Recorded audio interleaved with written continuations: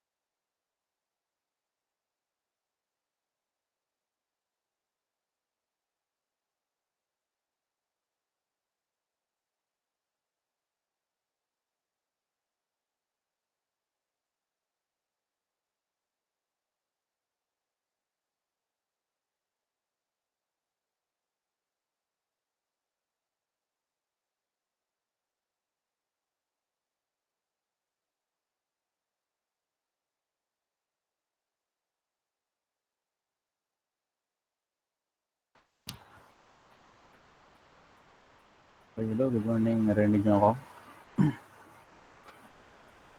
Yes po, sir. Okay, so let's start. Una, i-discuss muna natin yung quiz last time. Okay, let me share my screen.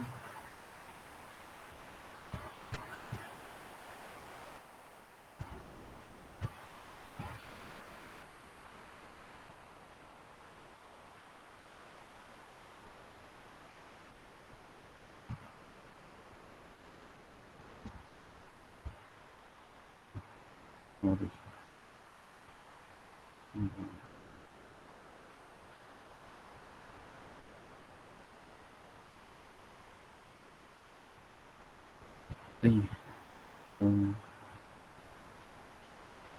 So sa mga nagkamali dito sa instruction na to, okay lang yun. I-check ko naman isa-isa yan. Pero as much as possible, sundin niyo to kasi sometimes hindi talaga binabasa ni Google Forms, lalo na kung hindi siya nakalagay sa default answers. Okay. So, start dito. Which of the following statements are true? So, ang true lang dito is ito. Ang mali dito is baliktad. Dapat entity liable is identified and yung payee is not identified. So, yun lang yung mali dito. Baliktad siya. Then ito, liability arises from past and determinable event, hindi future event. Okay? It's either past event or current event. Basta hindi siya future. And dito, ang mali dito is ito. Hindi siya dapat inflow. Dapat siya ay outflow. Because liabilities are meant to be uh, against the company. So, unfavorable para sa company. So, that is not inflow. It should be outflow. And ito lang yung tama. Remote liabilities only require disclosures. Okay, so for next, a question dito. So, bali, responses. Ito pala. So, marami naman naka-perfect. Halos kalahati. May 9, may 8, may 7, may 6. Para dito sa 6 and 5, bawi next time. Passing grade kasi sa quiz na to is 7. Okay? So, actually, dalawa lang pala sila, 5 and 6. Okay, next is, if the following statements are false. So, ito siya, false. So, ang naging false dito is ito. Dapat siya ay... Okay, sorry Estimated liabilities are obligation which exists at the end of the reporting period and their amount is indefinite. So, since estimated siya, the amount is not yet defined. Okay? So, dapat indefinite. Hindi pa siya defined. So, that makes this statement false. But the rest are correct. So next, tamang sagot dito is 750,000. Bakit? Basahin natin. The entity plan to refinance the note by issuing long-term bonds because the entity temporarily had excess cash, it repaid 250 on the note on January 15th. And in February 21st, the entity completed a 1.5 bond offering. Entity will use the bond offering proceeds to repay the note on maturity. On March 31st, the financial statements authorized to issue what note payable should be included in the liabilities. So, ito lang, 750,000 lang. The rest are irrelevant because, again, planned pa lang, nothing is executed. So, ang pagulo lang itong mga to. Okay, next. Short-term obligations are reported as non-current if the entity has a long-time credit line. So, doesn't matter kung meron man, basta hindi naman yan exercise. So, it should remain as current. The entity has plan, again, uh, plano pa lang yan. So, still current pa rin siya. The entity has the discretion to refinance on long term. Yes, non-current siya in this example. And dito, the entity can negotiate for the grace period. Again, negotiation is not yet done. So, all of these are planned. Kaya non-current pa rin siya. Okay, question dito sa mga to. Mag-message lang kayo kung may question, ha. Okay.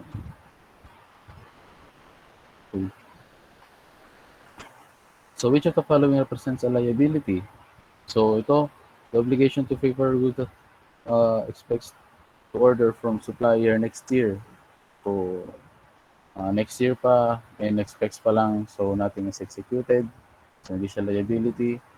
Obligation to provide goods that customer have ordered and paid for during the current year. Okay, so liability siya. Okay. Yes, kasi if you order it, then liability will arise and you have just paid it within the year. So, hindi na dapat mag-exist ng liability na to. But, again, liability existed at this point kung in-order mo na siya. And dumating na siya sa vicinity mo, then liability na yan. Obligation to pay interest on a 5-year note payable that was issued the last day of the year. So, hindi pa siya nag-accrue ng kahit anong interest. And December 31 mo pa lang siya na-receive. So, interest is not already accrued at year end. Kasi last day mo na siya natanggap and last day siya issued. Okay? Obligation to distribute entities own share through salary deduction. So again, hindi siya liability. This is an equity transaction. Issuance of securities or share of stocks. So hindi siya liability. Okay, next. Which does not meet definition of a liability? Okay, the rest are liability and ito, hindi siya liability. If naalala niya si Mr. J, sa ating example, so siya yun. No. Mr. 1 yata yun. Diba? So next, the entity has a loan due for repayment in 6 months, but the entity has the option to refinance the repayment in 2 years instead of 6 months. The entity will refinance this loan after the reporting period, but before the issuance of FS. In which section of the FS should this loan be presented? Again, it should be non-current liability because the refinance is refinancing it after the reporting period, but before the issuance of financial statement. So, for it to be a current liability, dapat refinancing should be on or before the reporting period. Okay. Next, at year end, the entity classified a note payable as current liability under what condition? What condition could the entity reclassify the note payable from current to non-current? So if the entity has intent and ability to reclassify the note before the end of the reporting period. So current pa rin to.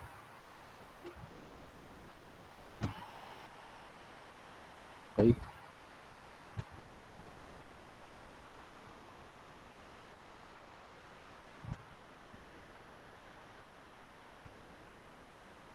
Pakisabi kay Mr. Estrella, ano to? Emergency naman. So okay lang. No problem. Basta ganitong mga sitwasyon na mas priority niyo yung ano niyo, family niyo, been there. So, naiintindihan ko. Okay lang yun, no problem. Okay. So, pakisabi na lang sa kanya, no? Okay lang. Siya mag-alala ka mo. So, next is, if the entity has executed an agreement to refinance the note before the issuance of the financial statements. Executed an agreement to refinance the note before the issuance of the financial statements. Yes, but hindi naman sinabi dito na after the reporting period. So, probably, just to make sure this is an adjusting event, so we can consider it as current. Kasi, uh, before the issuance of the financial statement, but as to uh, timing, should be current. Yes. Mm, before the issuance of the financial statement. Okay. So I think we have to stick dito na maging current siya. See, the problem is silent as to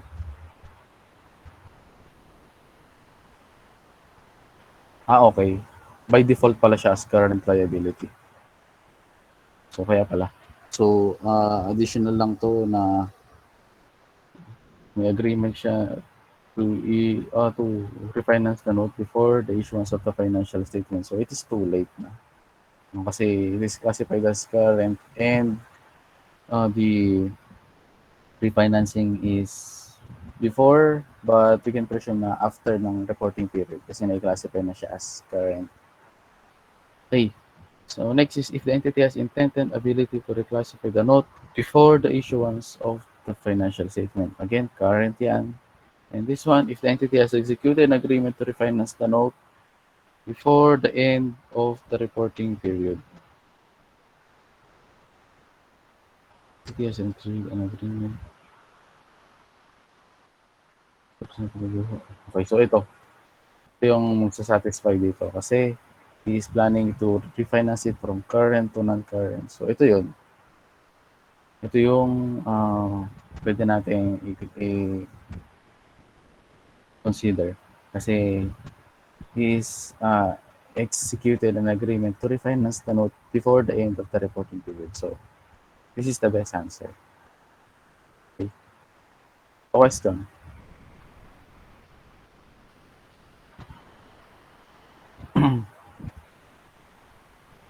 Okay.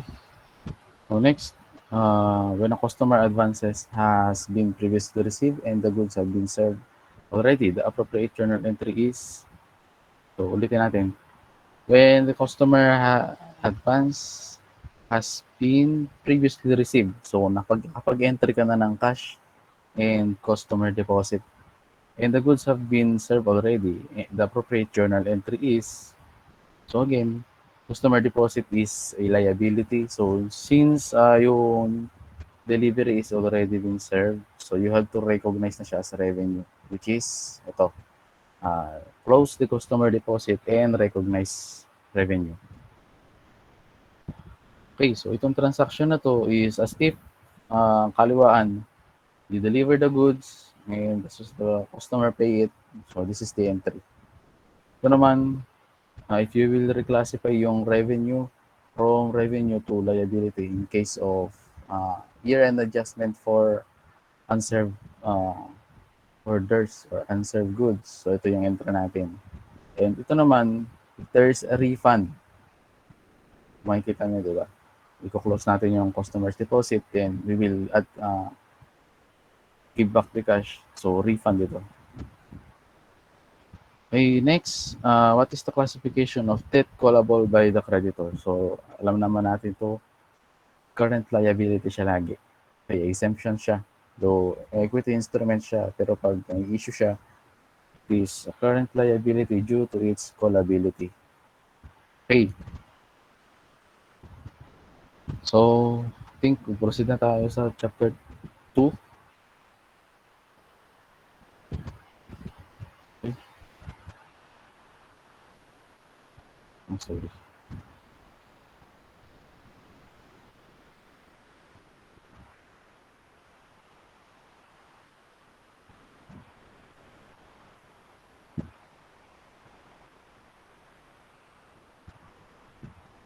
Sir, ano po yung best way para ma-distinguish kung current or non-current?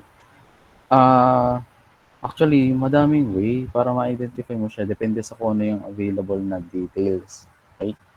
So, ang una mong kailangan gawin is i-check if there is, kung meron bang agreement between the party na yung liability can be refinanced on a long-term basis. Okay?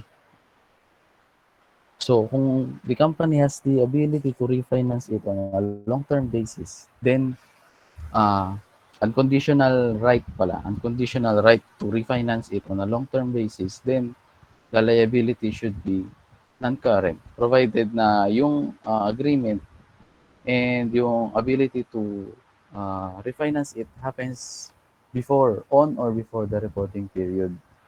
Okay? But if the agreement is executed after the reporting period but before the issuance of financial statement, it should be still a current liability.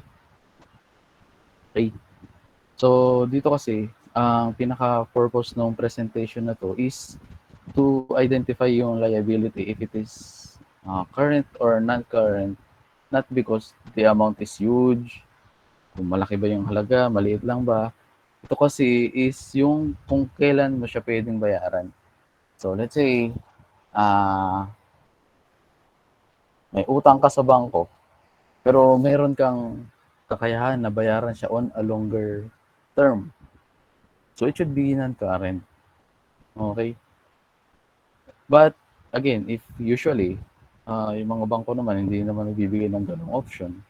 So kung kailangan mo siyang bayaran within the year, so you have no unconditional right para mag uh, settle on a long-term basis, then it should be current.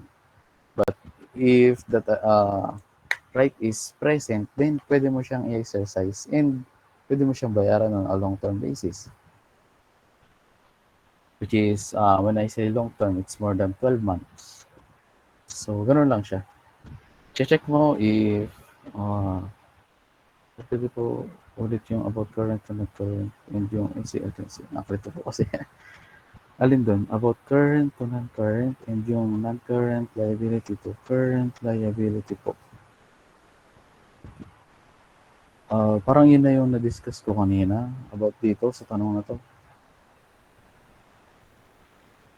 Ito. Okay, so sige. Balikan natin. I-review natin.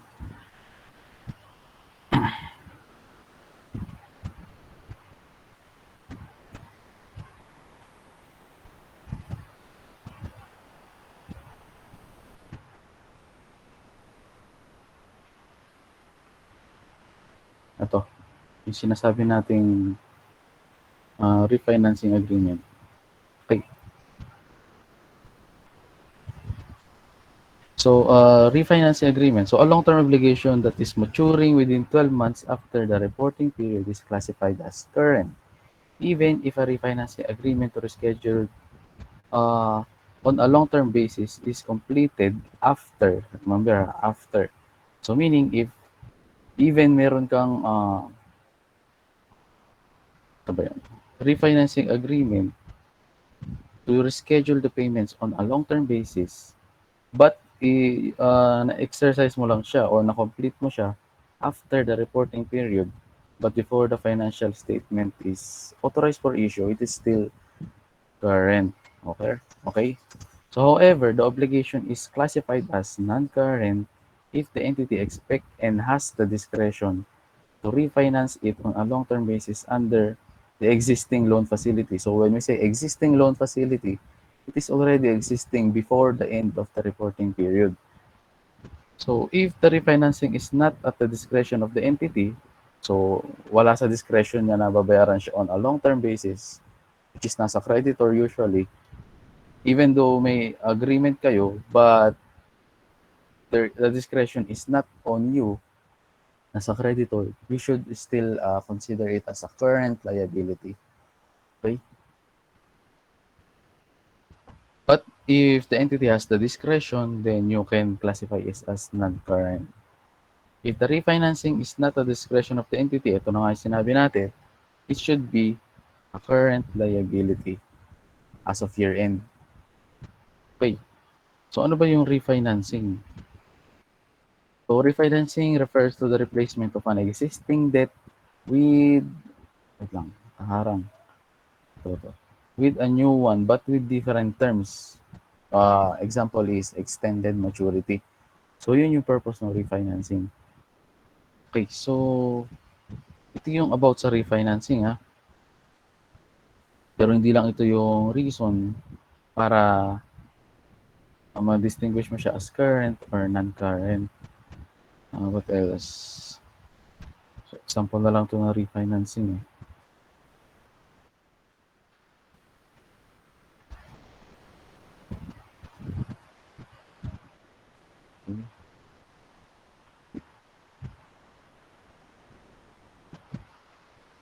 Hindi siya nakalagay dito. Anyway, so ito na lang muna yung sa refinancing na lang muna yung focus natin. Okay, so ito yung Q ah.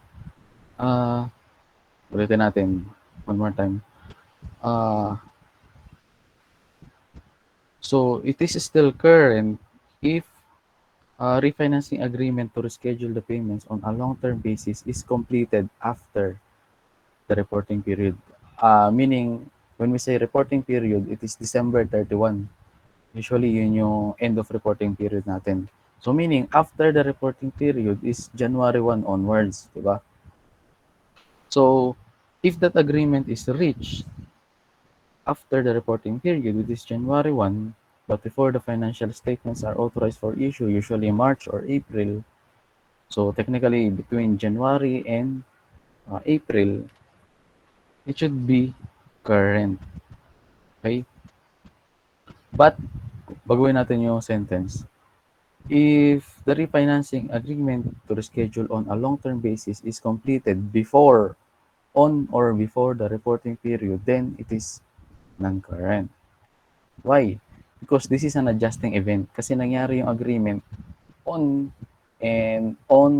reporting period, which is December 31, or pasok siya sa let's say 2021 financial statement. So adjusting event siya.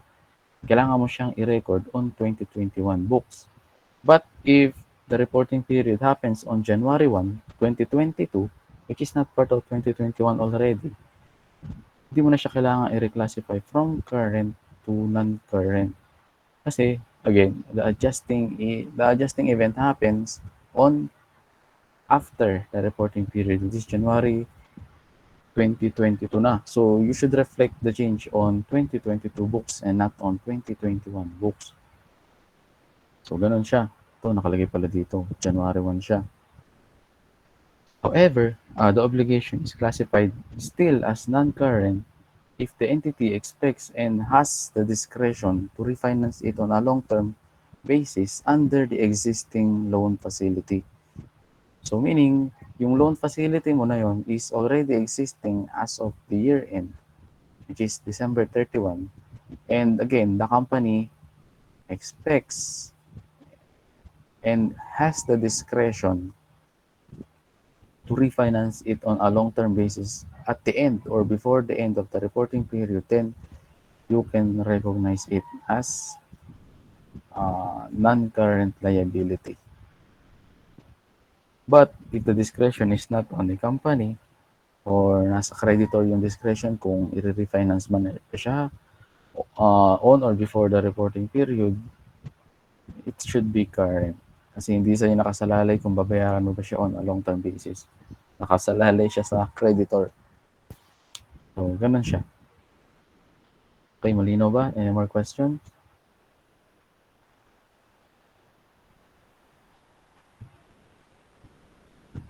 Okay.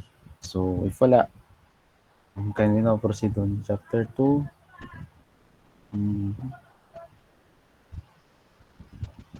Yung mga questionnaires dito, hindi pa natin masagutan, no? Kasi wala pang binibigay na answer key sa akin si Sir Tano. So, hindi ko kabisado yung approach kasi ni pangalan nito. Sino ba itong author na to? Si Milan. So, hindi ko alam yung ano niya. Hindi ko alam. So, ano ba yung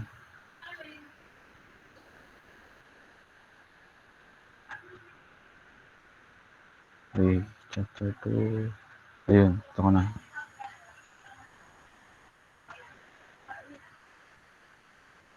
Okay, chapter 2, notes payable.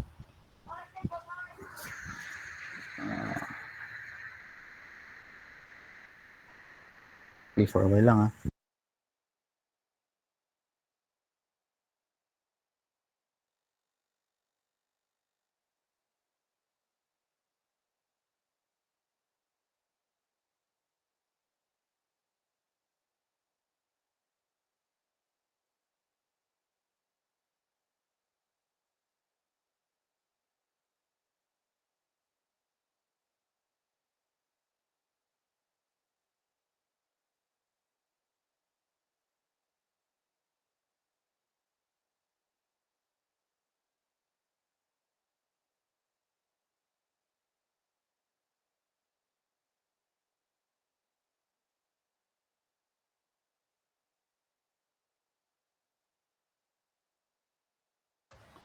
Okay, so let's start. Wait, baguhin ko yung presentation ko.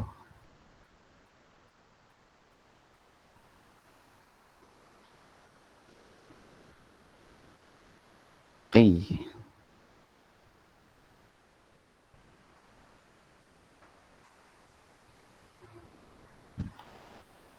Okay, so let's start. So notes payable. Notes payable are obligations supported by debtor promissory note. Promissory notes, yes. The accounting for notes payable is similar to the accounting for notes receivable as discussed in IA1. So, I believe na tackle nyo na yung notes receivable, di ba? Tama ba? Sa IA1? Or hindi pa? Or bago pa lang?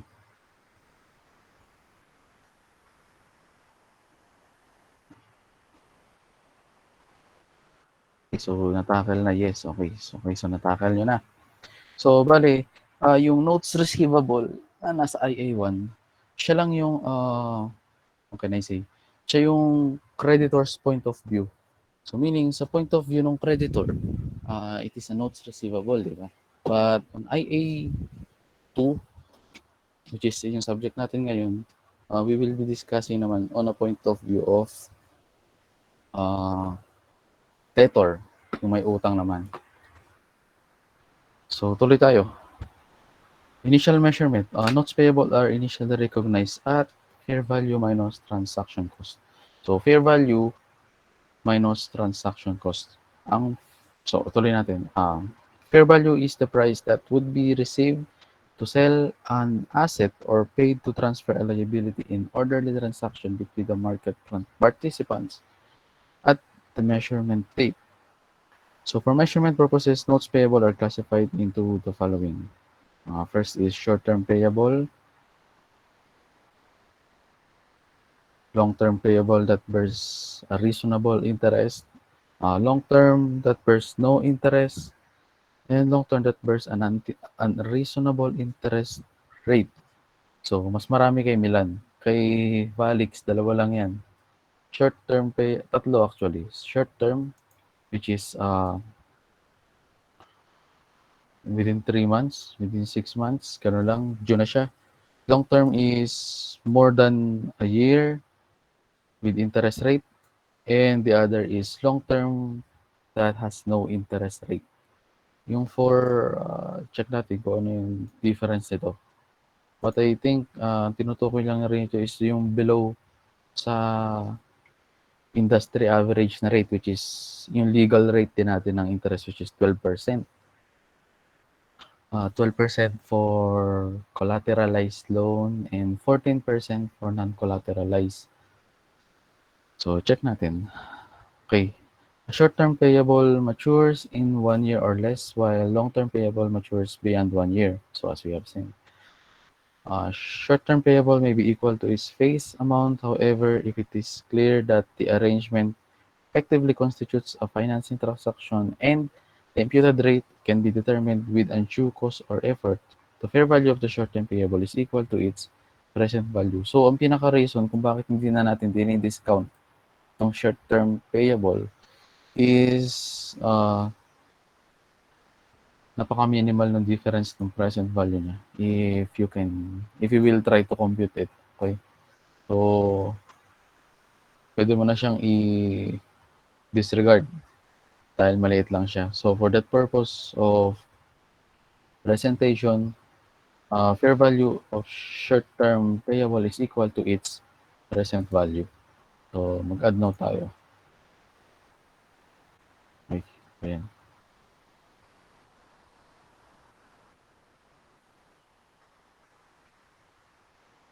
Okay. So, for short-term payable, saan nyo ba? Nakikita.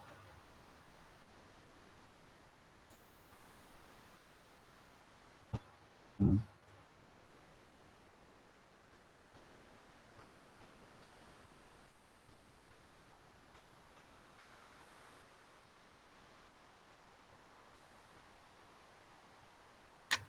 Mali yata yung ginamit ko.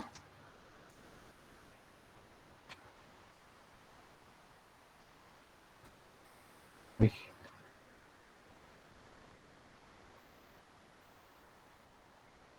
Nakikita niyo ba yung tinatype ko?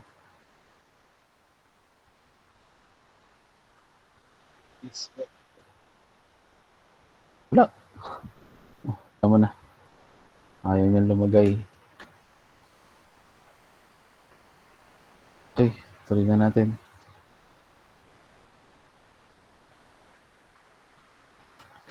So, short-term okay, ulit ah.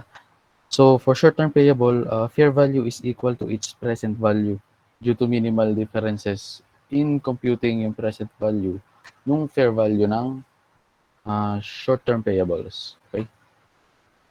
So, for long-term payables, the value of a long-term payable that bears a reasonable interest rate is equal to the face amount. So, ang sabi dito, ang fair value daw ng long-term payable that bears a reasonable interest rate is equal to its face amount. So, an interest rate is deemed reasonable if it approximates the market rate and transaction date.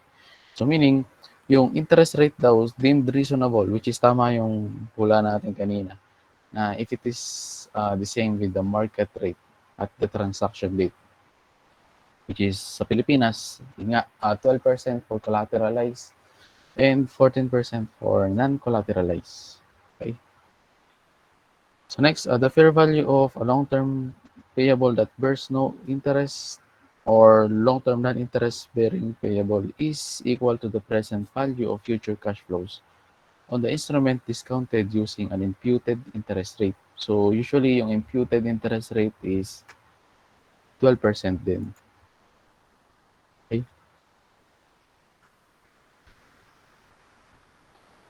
Next, the value of a long-term payable that bears an unreasonable rate is also equal to the present value of the future cash flows on the instrument discounted and imputed interest rate. So other terms for imputed rate is effective interest rate, market rate, or yield rate. So yan yung tatlong term. Actually, 4 na term yan. Kasama na yung imputed rate. So huwag kayo malilito kay nominal rate, stated rate, and coupon rate. Yung tatlo na yun pertains dun sa uh, stated rate nung note, which is yun yung nakalagay sa bond indenture in case of bonds. And for notes payable, yun yung nakalagay sa promissory note. Tawag natin dun is, ano ba yan? Ang tawag natin dun is stated rate, coupon rate, or yung note rate. Yung nakalagay sa promissory note.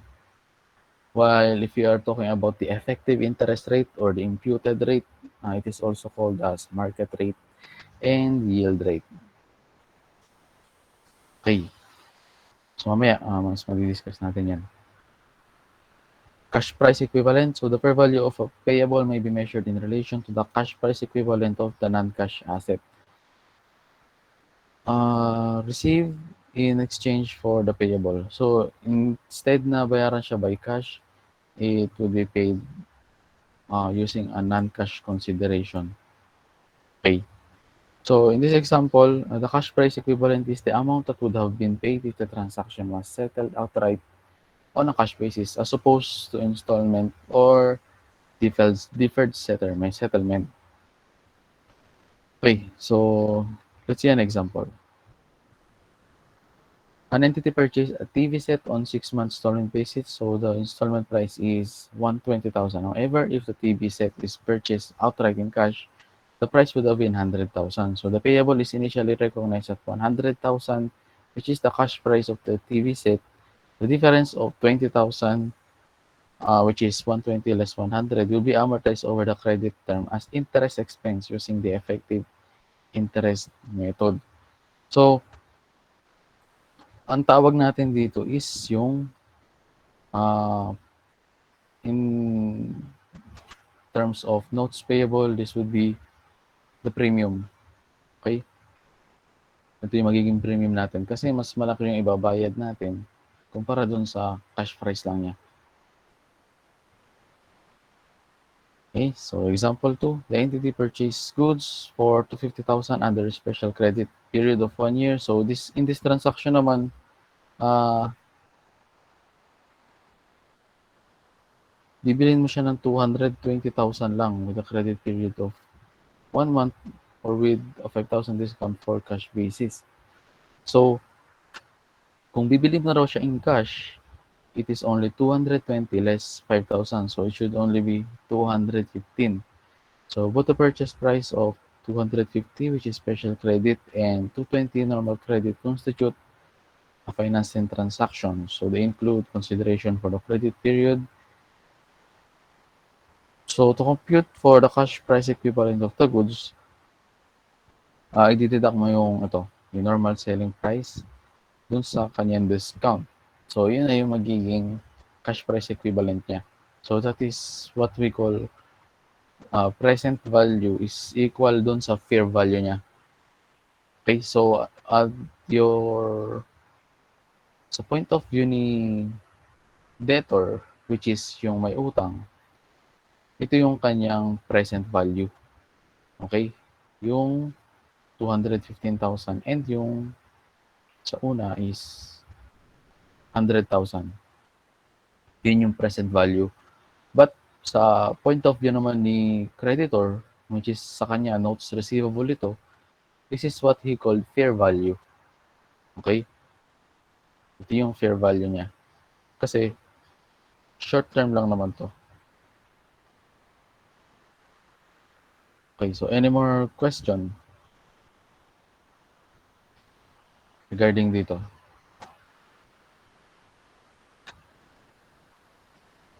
Okay, so if wala, then tuloy tayo. Subsequent measurement. So for subsequent measurement, notes that are initially measured at face amount are subsequently measured at face amount or the expected settlement amount. So notes payable that are initially measured at present value are subsequently measured at the amortized cost. Okay.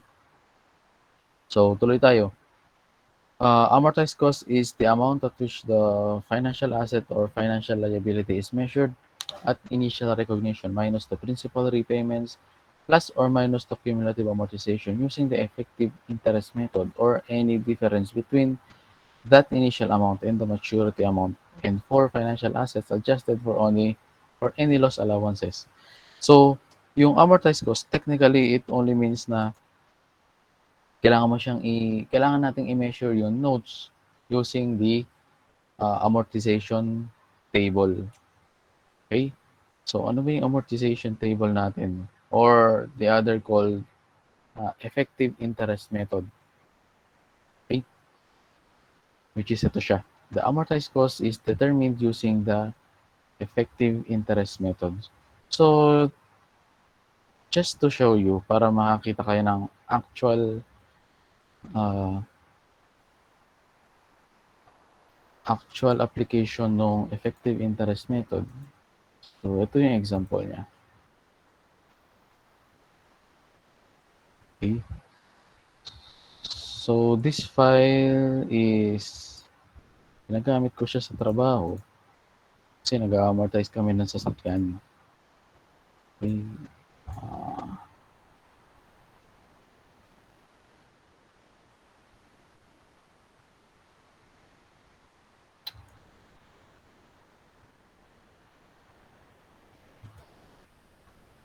Okay.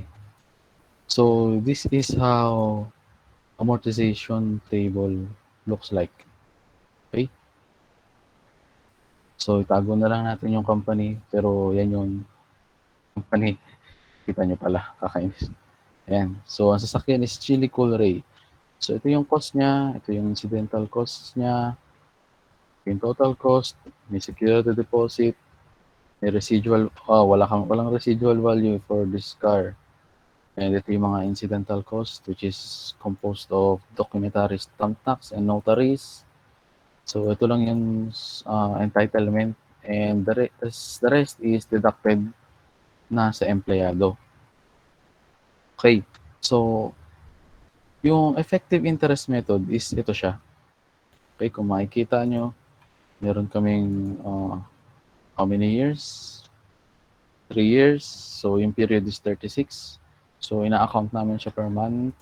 Ito yung binabayaran, which is ito yung annual or yung monthly installments natin. Ito yung effective interest na kinocompute namin using this rate, 9% effective rate na is na determined by the bank. Usually si bangko nagbibigay niyan.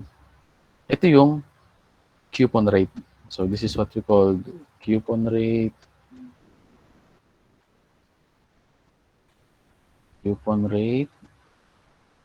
stated rate, uh, interest rate, silent.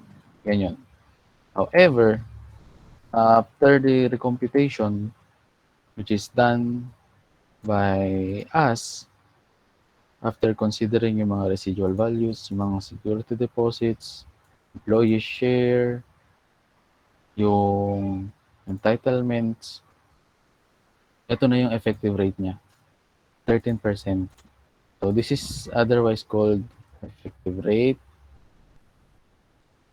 This is also called imputed rate.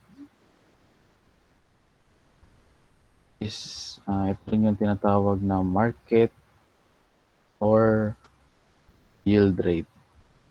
Siya. So, yan yung difference ng dalawa. Ito yung stated dun sa contract. And ito naman yung actual rate imputed. Kasi ito na yung actual rate na na-incur natin on a monthly basis, which is computed on a whole contract. Sa buong kontrata siya kino-compute.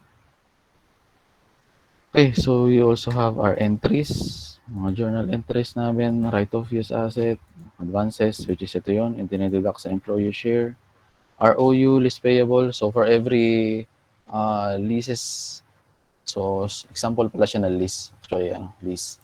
So sa lease, meron tayong dalawang component, which is the list payable and the right of use asset, ROUs. Okay? So later on our discussion, tsaka natin encounter tong leases kapag nasa lease na tayo. But for the sake of discussion ng difference between coupon rate, stated rate, and the effective rate, ito siya. Okay.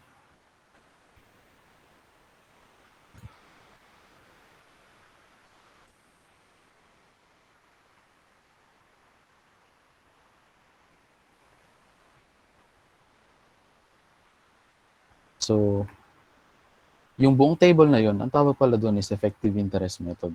Okay, so yun yun. That is how it look like. Actually, may example naman dito siguro para makita natin. Pero wala akong nakikita. Anyway, so when a note payable is initially measured at present value or cash price equivalent, the difference between that amount and the face amount is initially recognized as a discount. So as mentioned natin kanina, if mas malaki yung fair value over dun sa, if mas malaki yung present value over dun sa fair value niya, then there is a premium. But if the fair value is higher dun sa present value natin, then it should be a discount. Okay, so mamaya gagawa natin yan ng table. Sana may table na dito para hindi na tayo gagawa. Ba't mukhang wala? Okay. Okay, so effective interest method is a method of calculating the amortized cost of a financial asset or a financial liability. Okay, remember, applicable siya both for financial asset and financial liability. In this case, creditors, notes receivable, and debtors, notes payable. And of allocating the interest income or expense over the relevant period. Okay, so summary ng measurements. Type of payable for short-term, face amount or present value. Ito transaction clearly constitutes financing, and the imputed rate of interest can be determined without undue or cost effort. Okay, so usually hindi na natin ito dinidiscount again kasi minimal lang yung difference. So it's either face amount or present value. But usually we are using face amount lang on practice. Okay, so next, long-term payable with reasonable interest rate. So initial, remember initial measurement lang to. Hindi pa yan yung subsequent.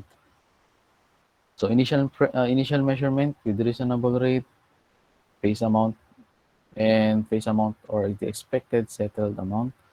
But for long-term non-interest bearing note, so always we are uh, using the amortized cost presentation for determination of the present value.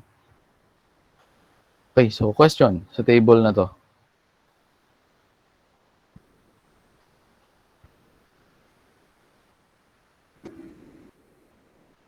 Okay, if wala, then tuloy tayo. Okay, so sample, short-term note, 1 million at 12%. So the lender discount it at 12%. So analysis, the note is short-term and effect of discounting is immaterial. Again, irrelevant. So the note is initially measured at face amount, net of the advance interest. So the entries is like this. So hindi mo na siya kailangang idaan pa sa effective interest method kasi nga, again, the difference is minimal. So hindi naman siya e-effect na masyado malaki since it is already presented within the same year. So hindi mo na siya kailangan talaga yung discount since short term lang siya. Oo nga, short term lang siya. So, ito siya, 1 million times 88%. So, nanggaling yung 88%, that is 100 less yung 12% discount rate. Dito naman yan. So, discount on notes payable, multiply mo lang yung 12% dun sa 1 million, which is the face amount ng ating note. And you have it. Ito na yung entry niya. For the computation of interest expense for the year 2021, so since nag-accrue lang is 6 months, kasi nag-start siya ng July. So, July to December, 6 months. So, 1 million times 12% times 6 out of 12, which is 1 out of 12 din. So, 60,000. Same goes for June 30, 60,000. And by the time ng settlement na ng notes, you will just settle it on the face amount. Okay. So, for carrying amount naman ng notes, so alam naman natin na ang carrying amount is equal to book value or the amount it is presented on the financial statement, di ba? Familiar ba kayo sa term na to, carrying amount?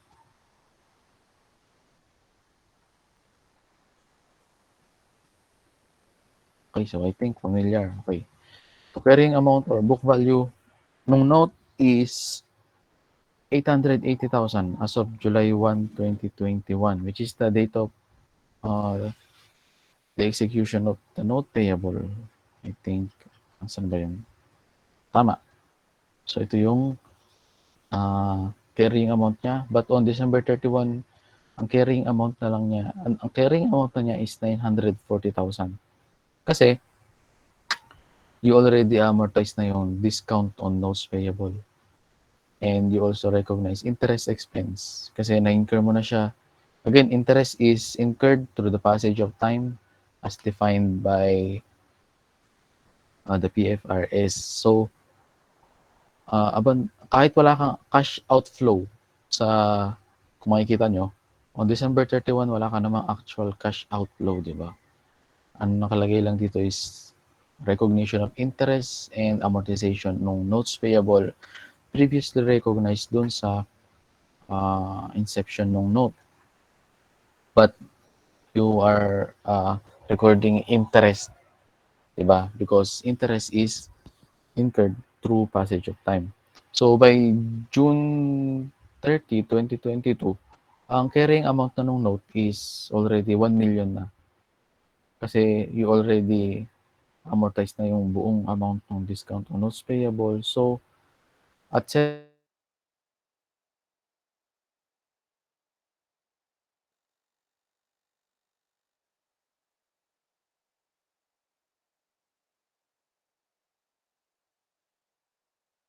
2022, amount niya on 2022 instead ng 2021. So using the prevailing rate na 12%, which is the discount rate dito rin transaction na 'to, i-discount natin siya using that rate. Okay. So question regarding sa table na 'to. Any more question?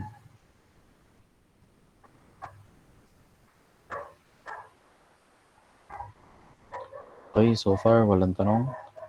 So ito yung mga notes sa problem na 'to. So just read it na lang.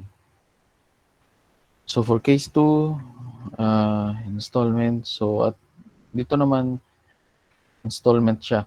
So you will just check lang dito yung allocation ng interest. So interest is based dun sa principal amount. So interest will always follow yung kanyang principal. So huwag kayong magre-recognize ng interest on top nung current note payable balance natin. So at September 30, nagkaroon siya ng initial payment ng notes payable amounting to 250,000. So at December 31, at October 2021, ang outstanding balance na lang ng note should be 750,000. So from October 1 until December 31, ang mag-i-incur na lang ng interest is yung 750,000 and not 1 million anymore. So yun lang yung difference niya sa single date maturity against the installment. Okay, so fractions are derived from the outstanding balances of the note. So ito lang yan, 1 million out of 2.5 million, ito yun, 1 over 2.5. 750,000 over 2.5 million, ito yun. So ginawan lang yan ng fraction. So for carrying amounts, ipa-plot nyo lang yung notes payable and yung discount on notes payable dito. Dito lang. So, ayan, identified mo na kung alin dyan yung carrying amount niya at any given time. Okay, so 12 na agad. Kailang page pa lang tayo. So, okay, so already 12 na. So, balik kayo ng 12:30. Take your lunch muna, ano? Okay, see you later. Bye-bye. Thank you po. Okay, thank you. Thank you po. Okay, so tuloy na tayo. Let's continue. So, next is, ito, long-term note with reasonable interest. Okay, for a while.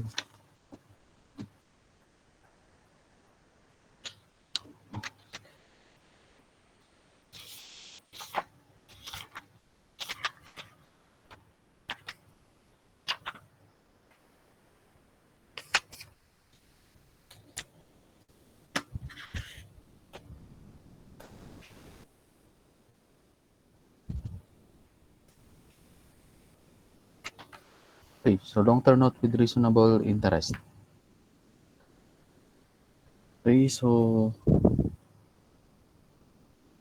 on October 1, 2021, ABC issued 2-year 1 million note in exchange for a piece of land. So principal is due on October 1, 2023. So this is a 2-year loan, but interest is due annually.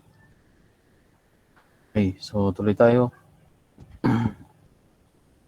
So, the journal entries would be land. So, magbe-base tayo ron sa uh, value ng land. Value nung note payable to record your land because that is the equivalent amount of that note and it was exchanged for a land on that date. So, we will use it as the face value of the land or the cost of the land. Kasi yun yung fair value niya at that time.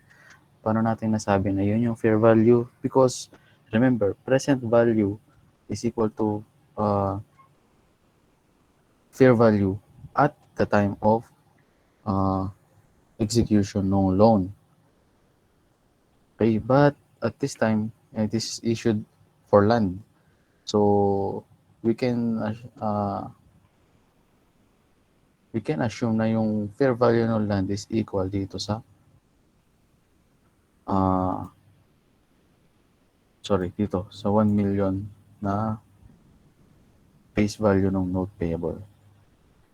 So later on this chapter, may hierarchy kung ano yung kailangan natin sundin or non-cash issuance of notes payable. Okay, so let's start. So for December 31, yung interest niya is 30,000 computed at 12% for 3 months, which is starting from October at the time of the issuance of the notes payable. Okay, so yung accrual natin na yung computation ng accrual, no, this is not an accrual. Yes, actually accrual pala, sorry. So at October 1, ito yung accrual natin. Debit interest expense of 90,000 and credit interest payable, which is ito yung nakaset up nung year end. This is the record of accrual. This is the reversal of accrual. And this is the recognition of the current interest expense for 2022. Okay, so same entry for year-end, accrual ng interest expense. Kasi kung makikita natin, principal is due on October 2023, but interest is due annually every October 1. So kaya nag-accrue tayo ng interest every year end. Okay? So one more reversal of accrual on 2023 and settlement na siya at due date. So question on illustration 2. Okay, so pala, tuloy tayo. So sa illustration 3, ito naman is long-term note with reasonable interest which is compounded. Ito simple interest lang to. And this one is compounded. So ang difference lang ng compounded is yung interest na accrued on that date will be considered dun sa computation ng panibago nating interest. So as we can see dito, makikita natin ang initial interest niya is 120,000. Ito muna ang problem pala, sorry. So note is issued on January 1, 2021, a 3-year note, 12%, 1 million note, payable in exchange for a piece of land. Principal and interest are due on December 31, 2023. So meaning for 3 years, yung interest na na-incur every year, which is 12% of this 1 million note, equal to 120,000, is also earning interest. So paano natin kino-compute yan? So andito siya. So interest expense for as of December 31, 2022 is a simple computation lang. Same with simple interest, 120,000. So yung difference niya is mag-start lang on second year wherein the computation of interest includes yung previous interest na accrued from previous year. So instead of 1 million as the basis ng interest, magiging 1.12 million na siya. Times 12%, which is ito na siya, 1.34. So the next year, i-add mo na yung 120 from first year and 134 for the second year. And ito na yung interest na yan for the third year. So ito yung buong interest na kailangan mong bayaran.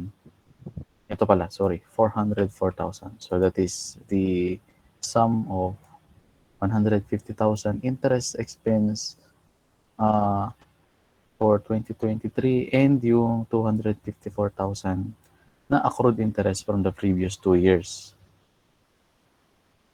Okay, so question on illustration 3.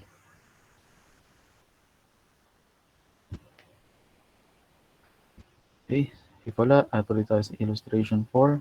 So illustration 4, non-interest bearing note, sorry, lump sum. So ito naman, lump sum payment siya. So meaning hindi siya installment. So we are expected to use yung present values. Yes, ito siya. On January 1, 2021, ABC Company acquired equipment in exchange for a 100,000 cash and a 3-year non-interest bearing 1 million note payable due on January 1, 2024. So this is a 3-year note. Prevailing interest rate is 12%. Okay. So at initial measurement, kailangan nating i-compute yung present value of future cash flows. So how do we compute ba yung present value of future cash flows? So masa-search nyo naman kung paano nagko-compute ng uh, present value factors. So you can try it yourself. Pwede nyo siyang i-ano. But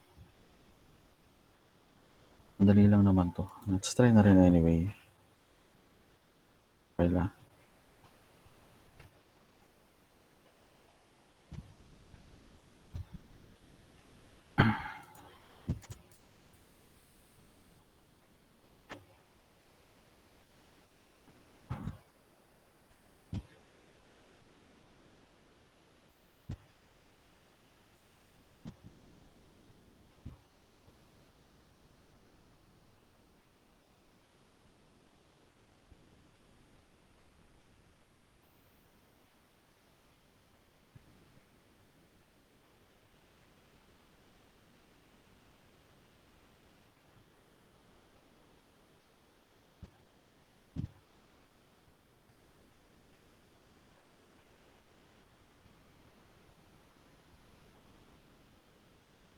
so nakikita nyo na ba yung Excel book ko?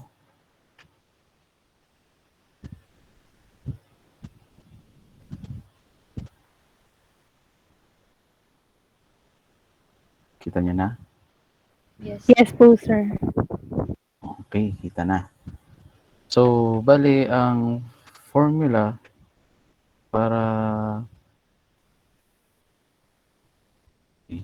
so ang formula to record yung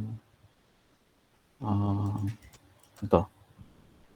So our formula would be 1 minus 1 plus interest rate, which is ilagay natin as I, and then raise the saan na ba yung raise? Raise ito. Raise to the negative n. Negative n is yung period, which is yun yung months all over R. R is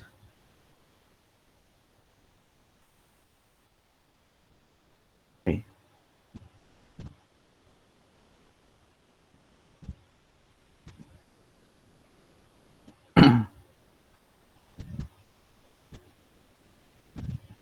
Okay, so let's try. So dito sa given natin, saan ba yan? Ito. Given natin, 1 million yung 1 million for a while. Okay. Ulit tayo. So, 1 million yung ito na siya. 1 million yung principal. Okay, ang interest rate natin is Saan ba 'to? 12% and yung end natin is 3 years. 3 years. Okey.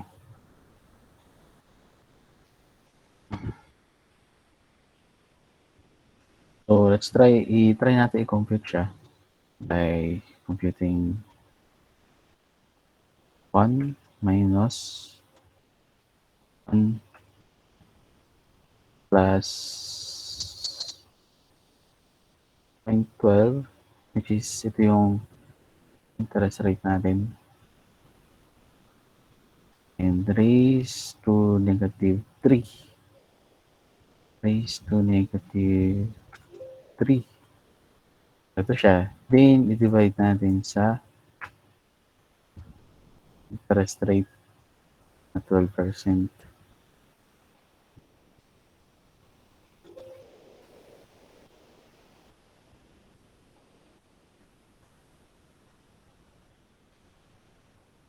No.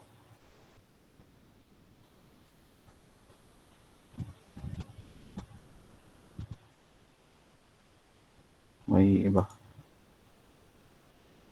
Hindi.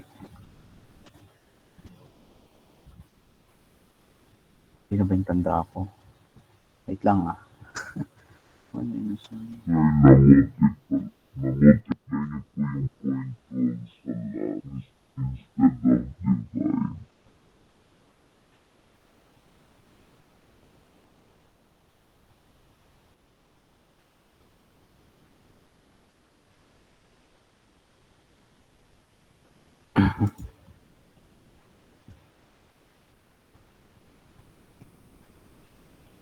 Mhm.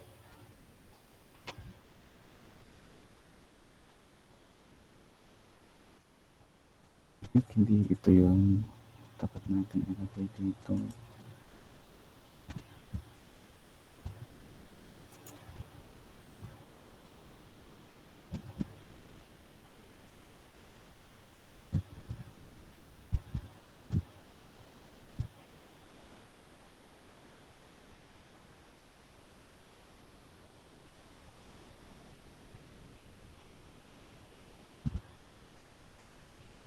Dito yan.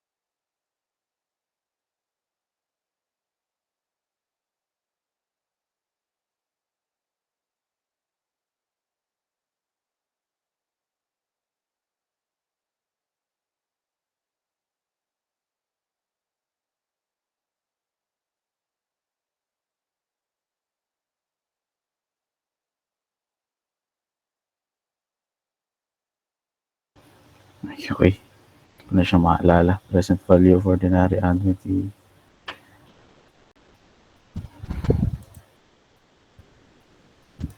Balikan natin yan. Nimut ko na.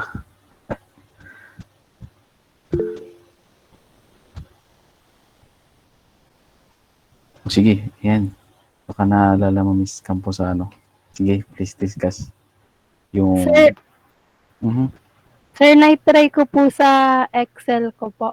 Yung mhm, ginamit ko pong equation is yung 1 plus interest rate po, tapos raised to -3 po. oo, kasi simple interest lang pala siya, no? Sige, sige. Ginagamit ko is, yung yung present value of, hindi siya future, present value of ordinary annuity. So, bale yung ginamit ko is, kailangan siya kapag ka may ina-expect ka na future cash flows, which is, uh, dumarating siya on equal amount every year. So, since nasa na ba yun? Delete ko na yun, sorry. Ang ginamit lang para natin is yung nasa loob ng equation, which is yung 1 plus interest raised to negative n. So, yun lang. Tama ka. Sorry, nalimutan ko na. So, thank you.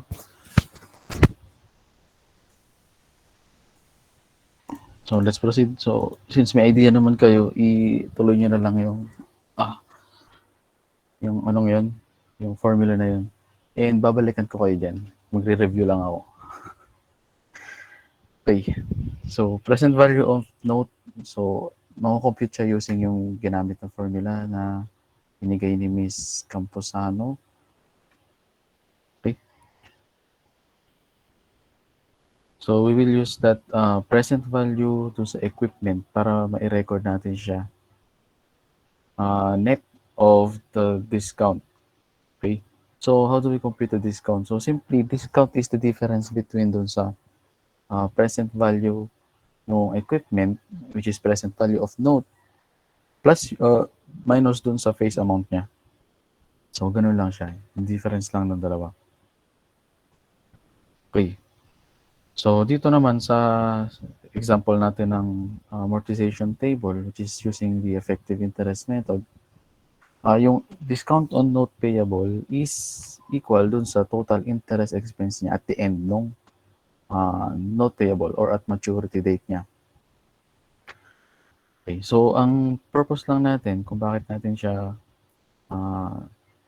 na ipe-present using this effective interest method is to accurately compute yung interest niya based dun sa uh, discount that we have computed based naman dun sa or dun sa stated rate sa market rate niya, which is yung effective rate niya. Okay? So, saan natin na-compute yung 85,414?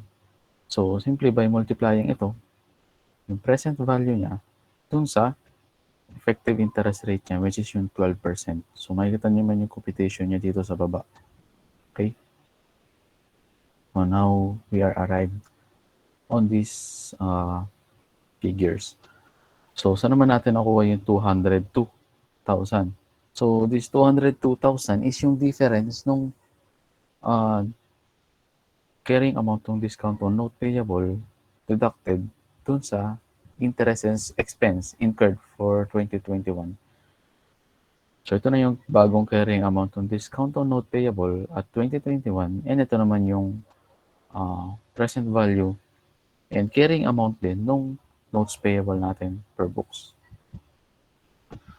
Okay, so same goes on for 2022 and 2023 hanggang sa ma-close na natin yung discount. And at the time of settlement, which is December 31, 2023, yung note natin is at present value na. Okay? So, sir, paano naman yung equipment? Naiwan siya as 811,000 lang. Hindi ba natin dapat siya ilagay din as 1 million? The answer is no. Bakit? Kasi the fact na that the equipment is exchanged for note payable in 3 years after the start nung loan execution with interest of 12% every year, meaning yun yung fair value niya. Okay? So again, ulitin natin, sa point of view ni seller or ni seller, this is the fair value ng kanyang asset na binibenta, which is yung equipment. Ito yung fair value niya. Okay? That's why tinanggap niya yung 1 million 3-year notes payable. Okay, sa part naman uh, ni buyer, which is yung nag-issue ng notes payable, for this example, siya rin yung debtor. Ito naman yung present value ng notes payable niya na 1 million. So meaning, over time, magbabayad siya ng interest. Okay? Kasi remember, in-issue niya yung 1 million na notes payable niya in exchange dun sa equipment na mayroon lamang fair value na 811,000. So to account for the difference, so magre-record tayo ng discount on note payable, which is should be amortized over the life of the note payable.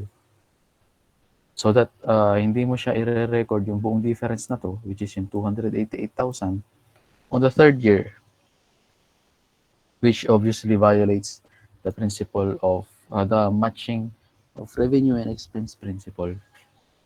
Okay? So question.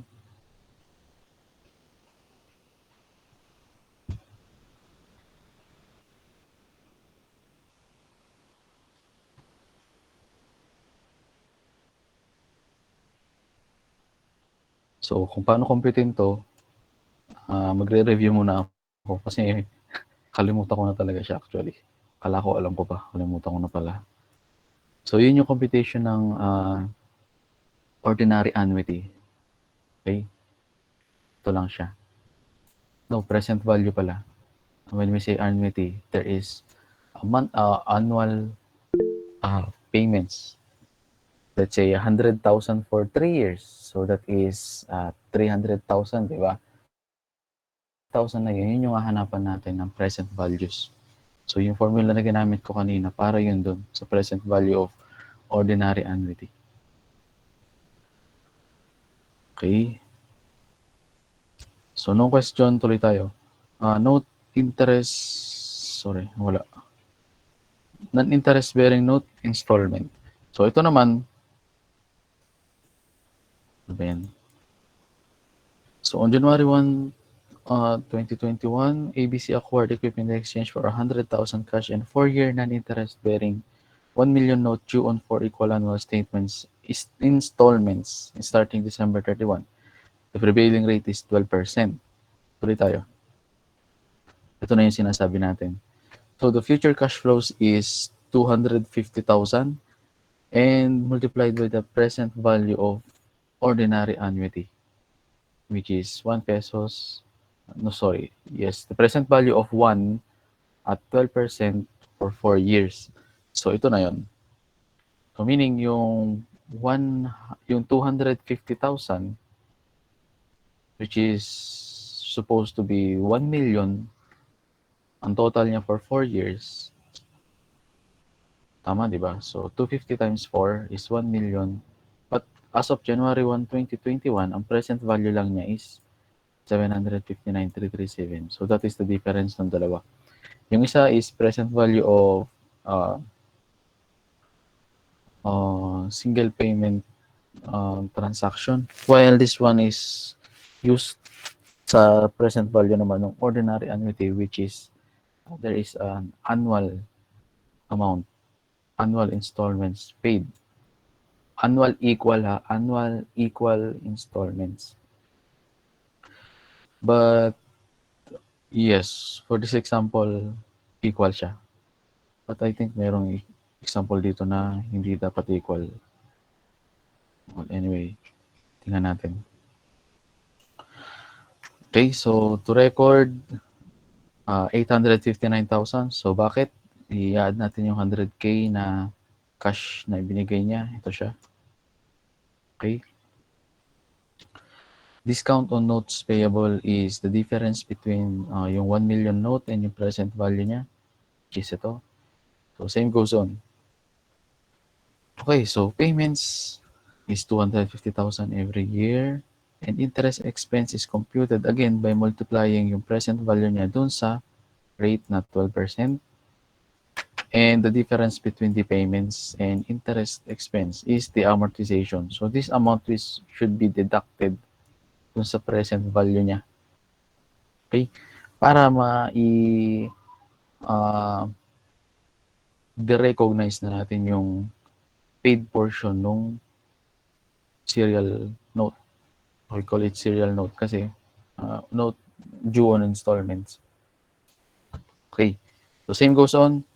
600,000 multiplied by 12%. So ang interest expense for 2022 is this amount, 72,000. I-less natin yung payments na 250 and then the amortization should be 177 which would be deducted sa carrying amount ng note until maging zero na siya.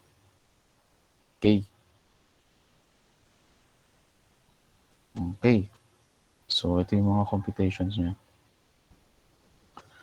Okay, so current and non-current portion of a note payable. So again, whenever we say current and non-current, current portion ng notes payable is the amount expected to be settled within 12 months. So for this, in this case, as of December 31, 2021, the current portion is itong amortization na 177,000 payable on the note, no payable, which is the amount payable within the year. So itong amount na to, yung present value niya as of December 31, ito na yung non-current payable niya for this year, 2021. So again, for 2021, ang current is ito kasi ito yung expected to be settled within 2022. Okay? But this amount is not expected to be settled by 2022. That's why ito yung non-current portion niya. So kung i-add mo yung dalawang yan, ang total niyan is ito, 600,000.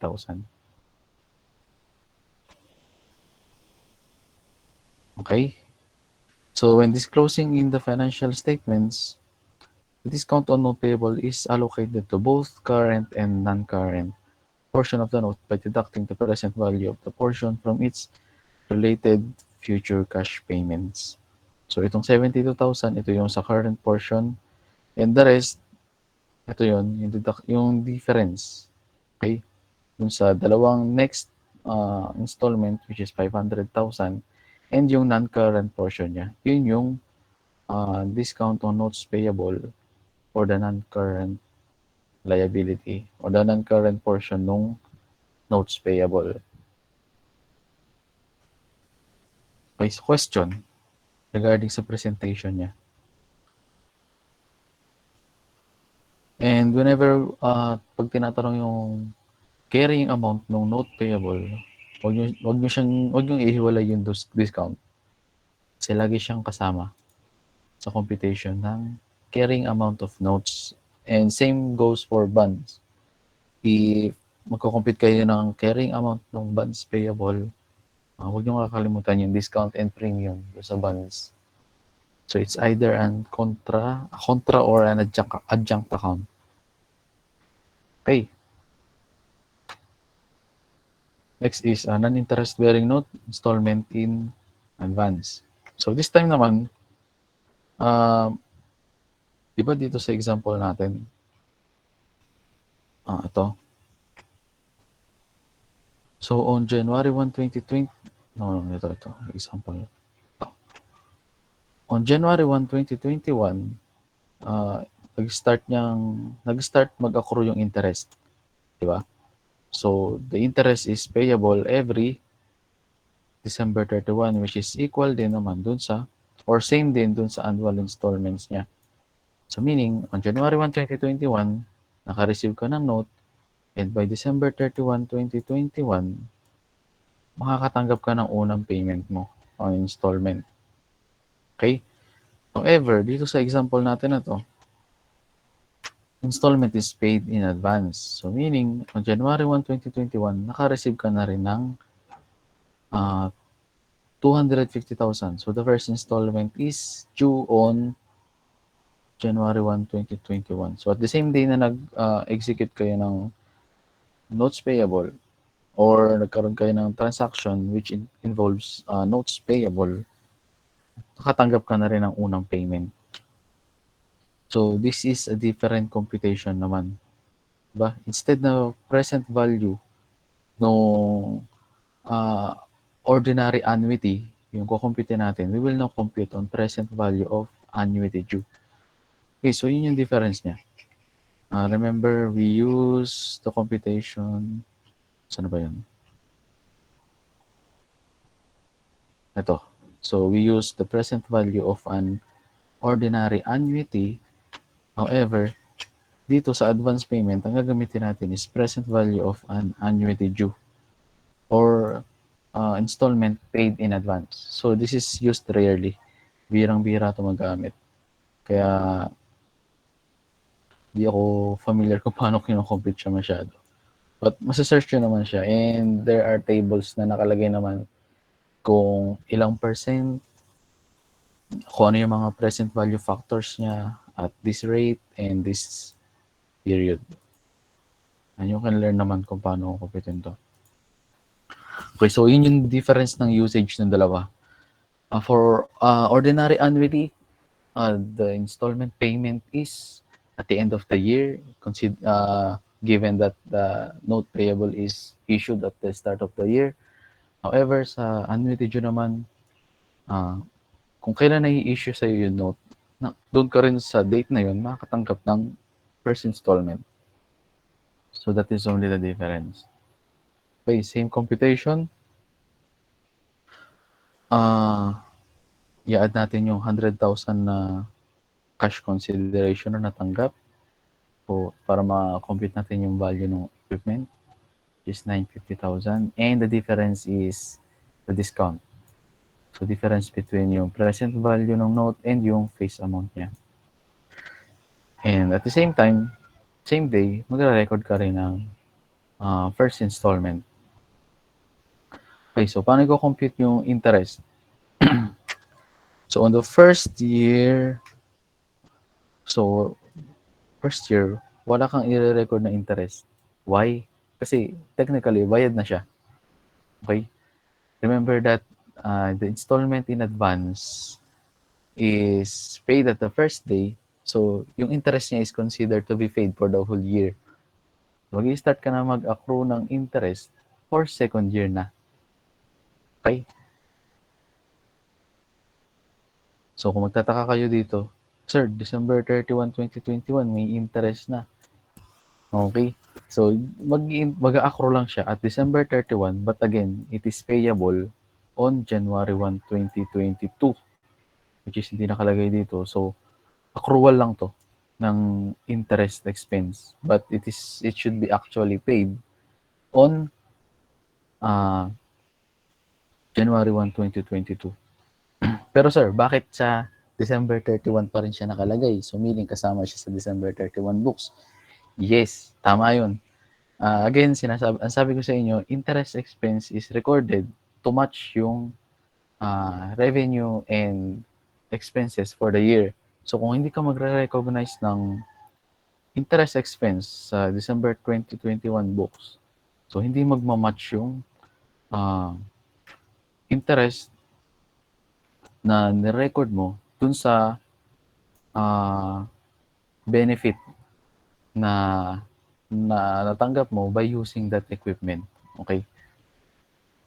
But the payment of this interest will be done on January 1, 2021 and not at the time when it is accrued.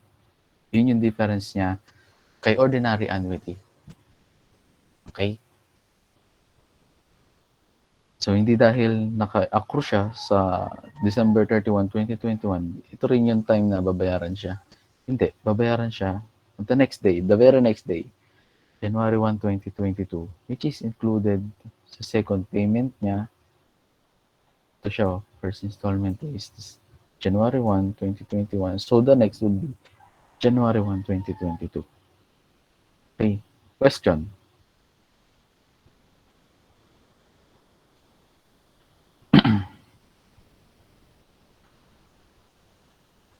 Okay, if wala, then tuloy tayo.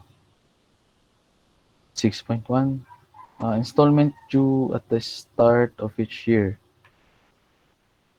Parang ito rin naman yun. But assume that the succeeding installment payment are due every January 1. Huh? Okay. The succeeding installment payments are due every December 31. Yun yung sabi pala dito.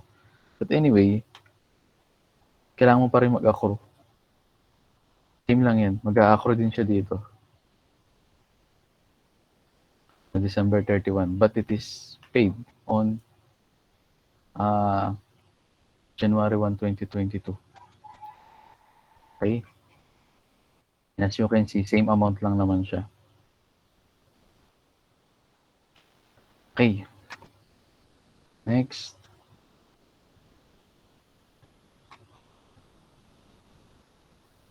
Carrying amount of note payable as of December 31, 2021. So you had to add back yung payment ng January 1, 2022. Kasi technically, as of December 31, 2021, hindi pa siya bayad. Diba? Kailangan niyong i-add back yung 250,000. So, yun lang. For us to compute yung carrying amount niya as of December 31, 2021. Okay, so next, illustration 7, non-interest bearing notes, semi-annual installments. So this time naman, babayaran siya ng interest, ng installments twice a year.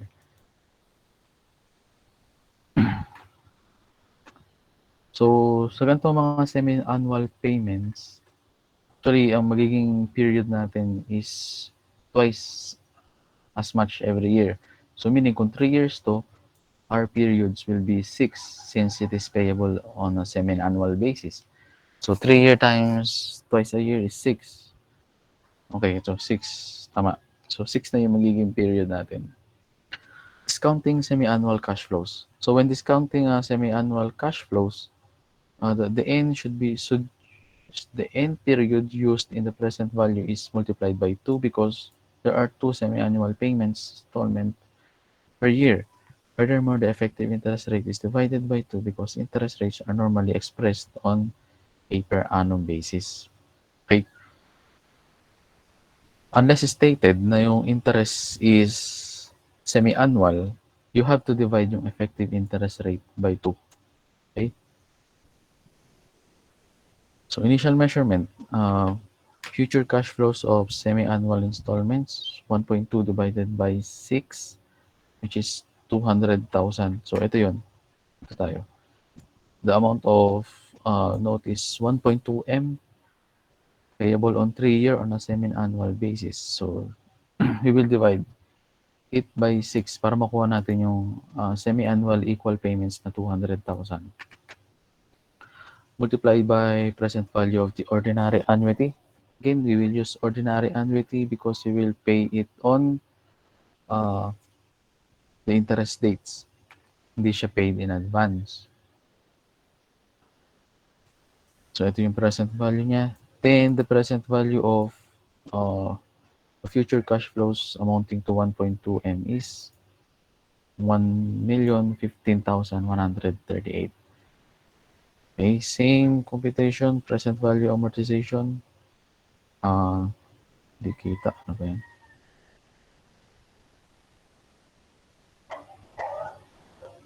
Okay, so 200,000, sorry, 1.015138 multiplied by 10 divided by 2, which is 5%. Then yung interest expense should be 50,757. And we will deduct it dun sa kanyang periodic payments, 200,000. And the amortization for the first half is 149, which will be deducted dun sa present value nung notes natin. The same computation until ma-close na natin and ma-fully amortize na natin yung discount. Okay. So, huwag kayong malilito, using these, examples, okay, using these examples,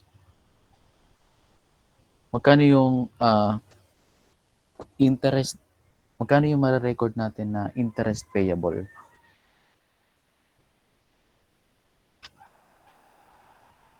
Okay, ulitin ko yung tanong.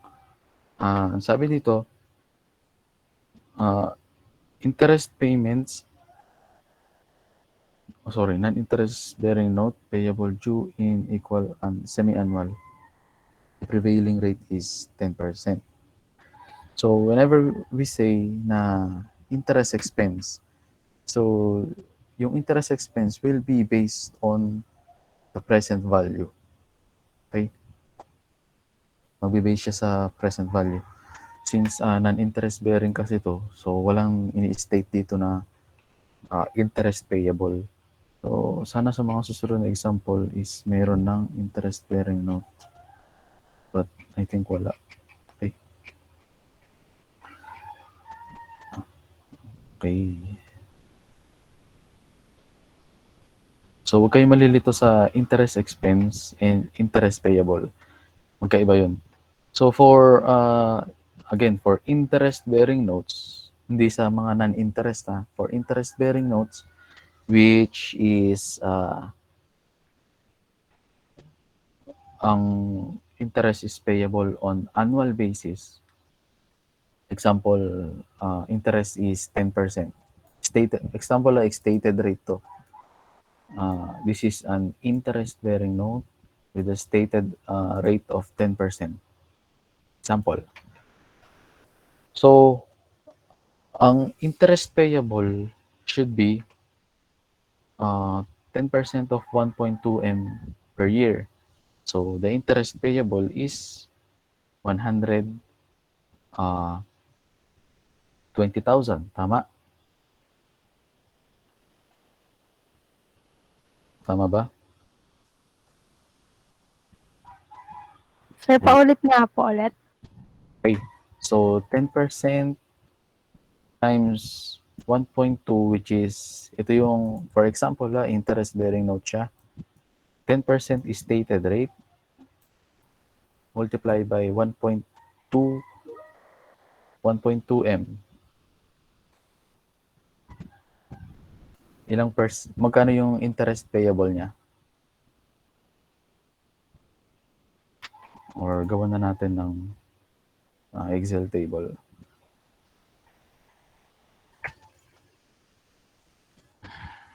Okay, for a while.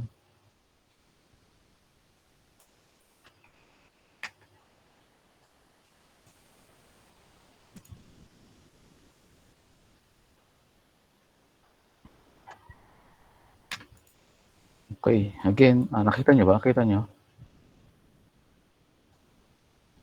Ano ba yung Excel? Yes po. Okay. So, for interest-bearing notes,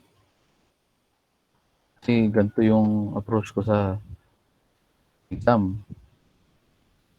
Na-familiarize ko lang kayo, baka malito kayo. Sa interest-bearing notes, dalawa yung usual na tanong dyan. How much is the interest payable? And how much is the interest expense? Remember, magkaiba yan. Actually, for interest-bearing notes, which was computed and maintained subsequently using the amortized cost. So, let's say, kunin natin yung example dito na 3 years, 3 years, and the amount of note is 1 million,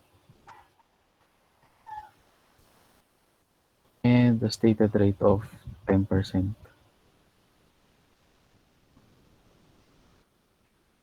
Okay, so, yung period, yung face amount, and ito yung stated rate. Okay, So, for us to compute magkano yung interest payable,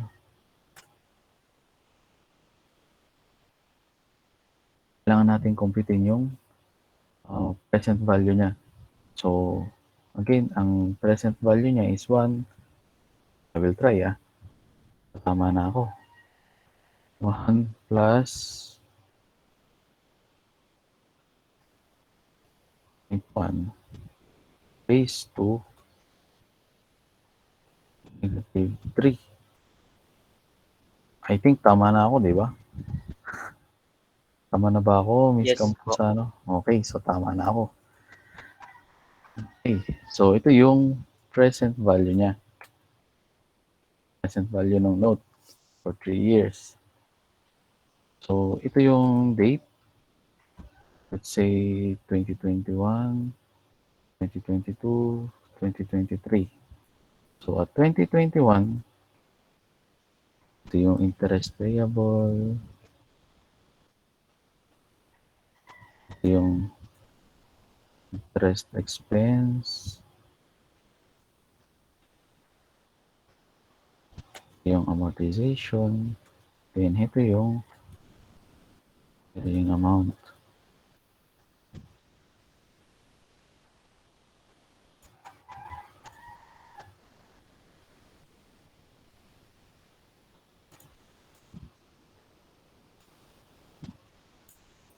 Yan.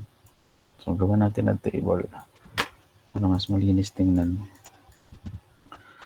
And so, for 2021, ang sabi, example natin, magkano yung interest payable? So again, interest payable is computed by multiplying ito, yung face amount, multiplied dun sa stated rate niya. Meaning, interest payable natin is 100,000. Okay. Ang interest expense naman natin is computed, wait, baba natin to.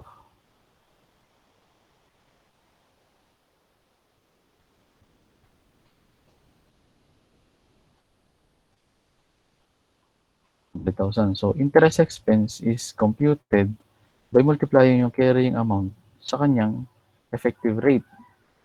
So, gawin natin. Lagyan natin ng 12% effective rate. Ay, wag na. Gugulo. Okay na yan.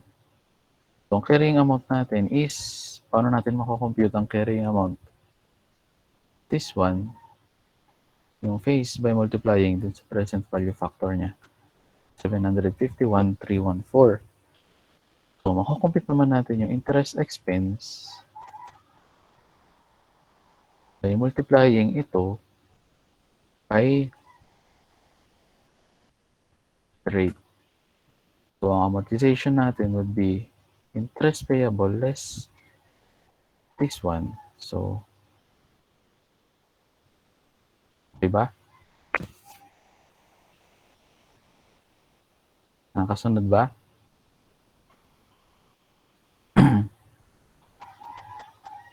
Hello? Opo. Yes po, sir. Okay, nakasunod. So, kapag sinabi ko or sa question ko, how much is the interest payable? So, ang interest payable na tinutukoy ko dito is ito, based siya sa stated rate or sa kung magkano yung mandatory bayaran ni debtor na interest. Ito yung interest payable. But whenever I ask for interest expense, ang tinutukoy ko dito is magkano yung interest expense na mare-record for the year.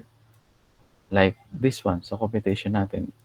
Based dito sa present value niya multiplied by the effective rate, which is in this example, same with the stated rate. Ito yung interest expense niya. And ito naman yung interest payable based dun sa face amount with 10% stated rate. So, nagets nyo yung difference nila? So, this is, halimbawa, for 2021, anong entry nito? The interest payable. Anyone?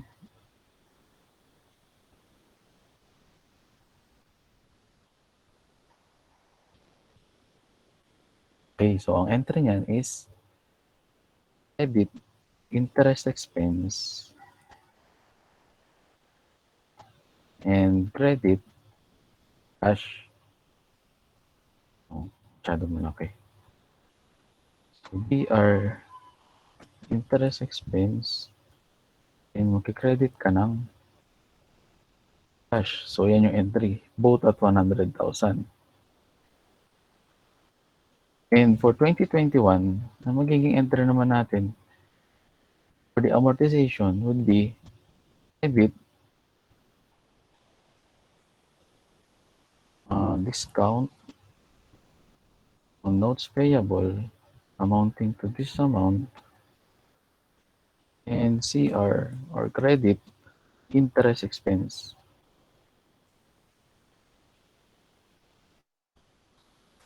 amounting naman sa dito din. So what is the effect?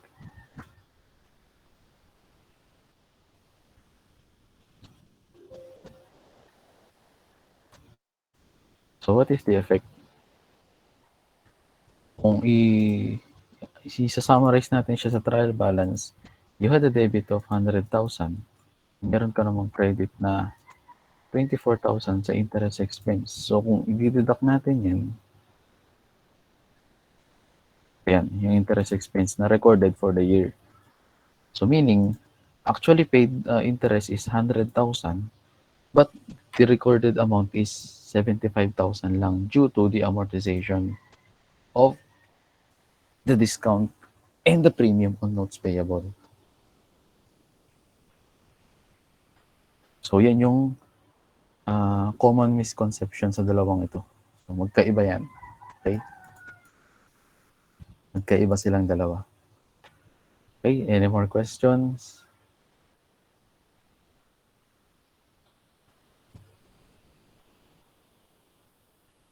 Okay, so if wala na, then let's proceed na.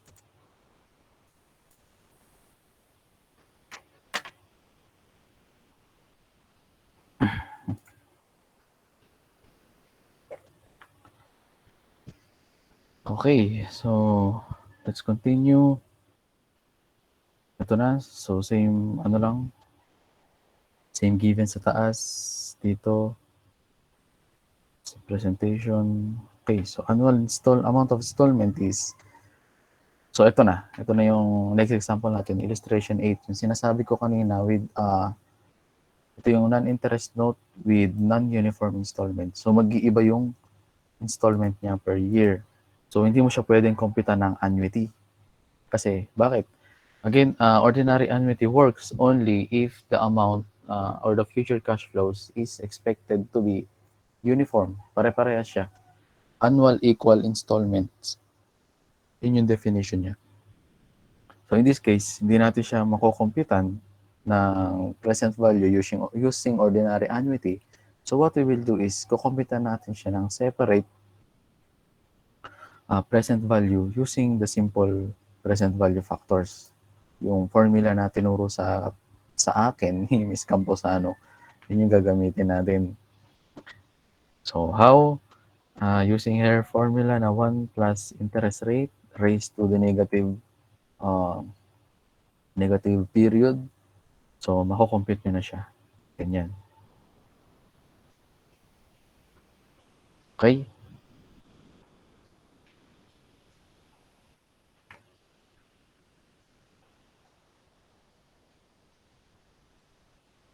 Ay, sobra pala ako ng ano.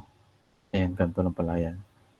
So this is using yung simple natin, computation natin. But for this one, this is payable in advance naman. So magkaiba yung gagamitin natin na table. So this one, sa una, mag-a-apply na agad tayo ng present value factor. But on the second one, hindi. Kasi the installment is payable in advance. So meaning, present value is equal to its fair value. So, walang present value na mare-recognize sa first installment. Unlike sa ordinary annuity, in which kailangan mo siyang computan since it is 1 year before niya bayaran. Remember, nag-start yung interest period ng 2021 and babayaran lang siya ng December 31. While sa advance payment, on the day na nag-start yung interest period, binayaran agad siya. So, the present value is equal dun sa cash flow at that day. Okay? Walang question? Sir, pwede po pa-send ng... Ala, hindi ko na-save. Sorry. Sorry, hindi ko na-save yung Excel file. Sorry po, Ms. Patricia Francisco Vicedo. Tulungan ko na lang po sila ng internet. Okay lang, recorded naman to, di ba? So, once available na siya, ay, since hindi ako nag-record, pa-share na lang nung ano.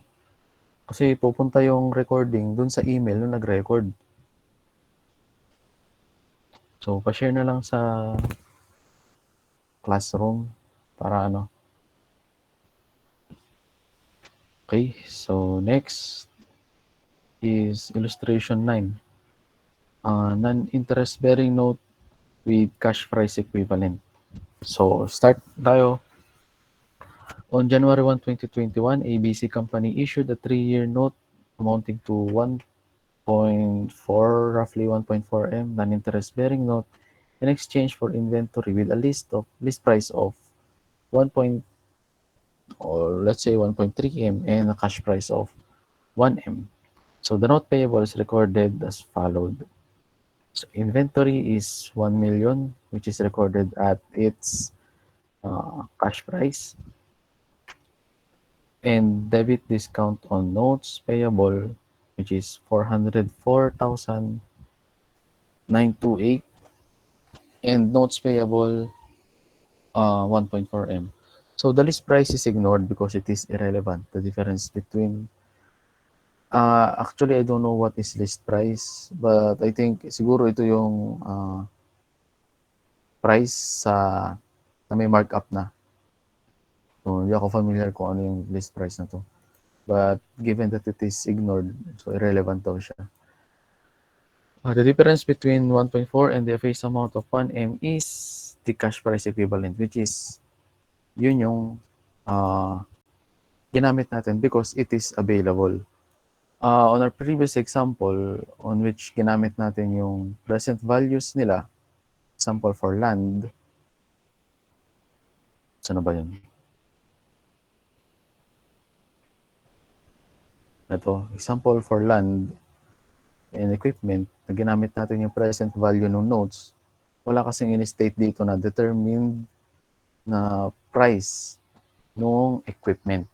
So, whenever available na yung price or clearly determinable or accurately determinable yung fair value or yung cash price ng equipment or ng land, then siya yung priority na gamitin. Okay? Next, if hindi talaga available, ang gagamitin is yung present value ng liability. Yun yung hierarchy, huwag yung kakalimutan yun. And lastly, if hindi rin talaga available yung present value, hindi rin clearly identified kung ano yung market rate for that kind of note, then ang gagamitin na is yung face value ng financial liability, in this case, yung notes payable. So, yun yung hierarchy ng susundin. First, if there is a determined cash price or fair value ng asset na ipapalit. Second, in the absence of the first one, is yung present value ng liability given na available and reliably measured yung interest rate ng notes na yun.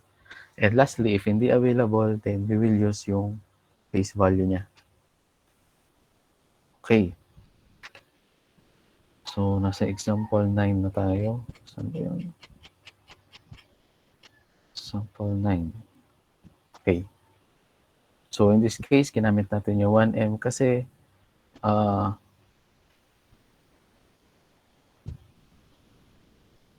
available siya. Okay? Available yung cash price nung inventory. So,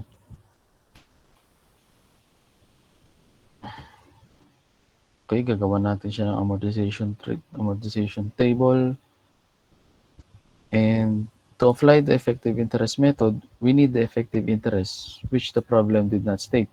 However, the effective interest rate is defined as the rate that exactly discounts the future cash flows to the carrying amount of the note. So we can translate this definition into the following equation. So future cash flows times present value factor is equal to its present value. So ang ginawa niya is nag-derive siya.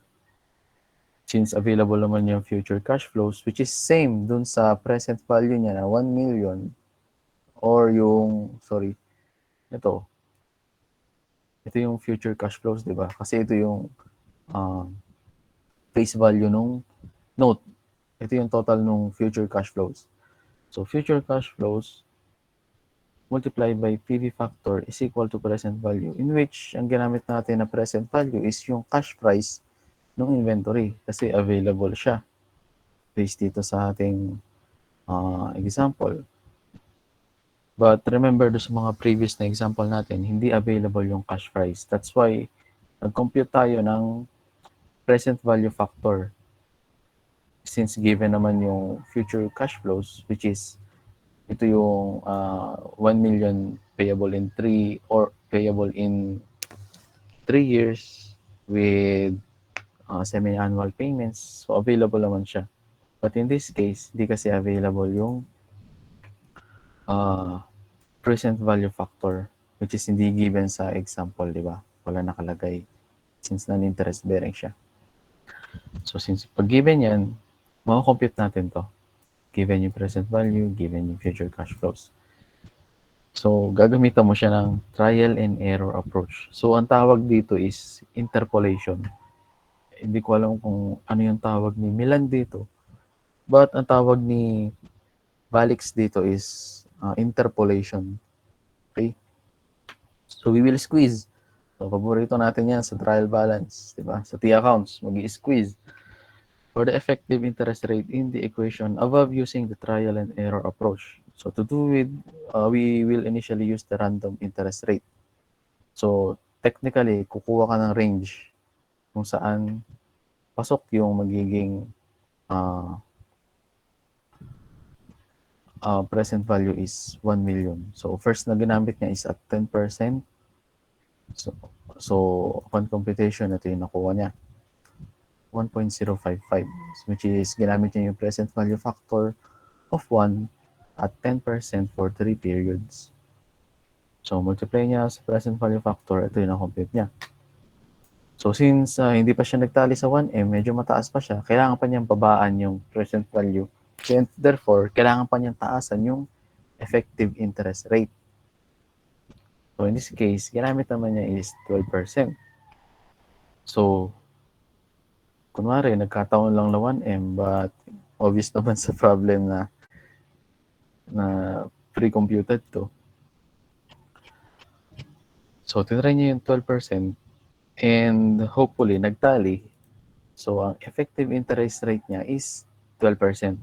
But, this very unusual or unlikely na nakakuha ka ng exact amount, especially if you are using the interpolation approach.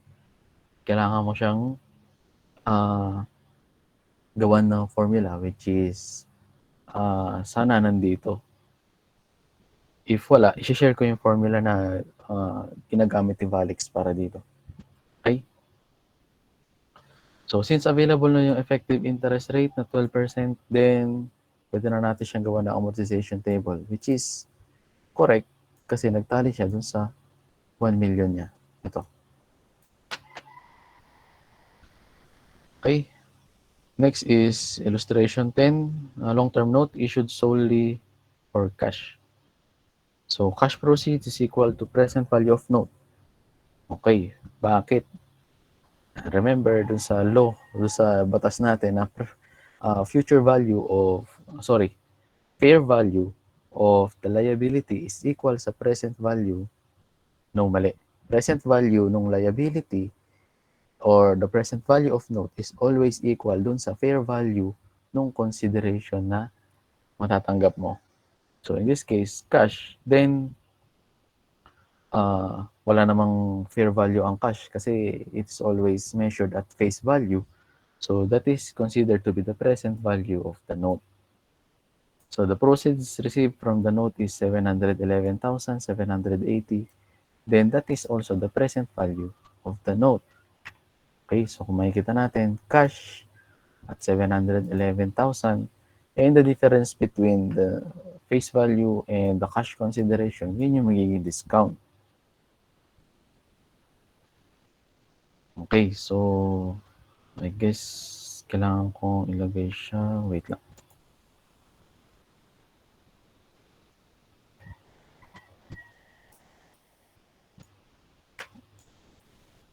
Ayan. Sana kita nyo na.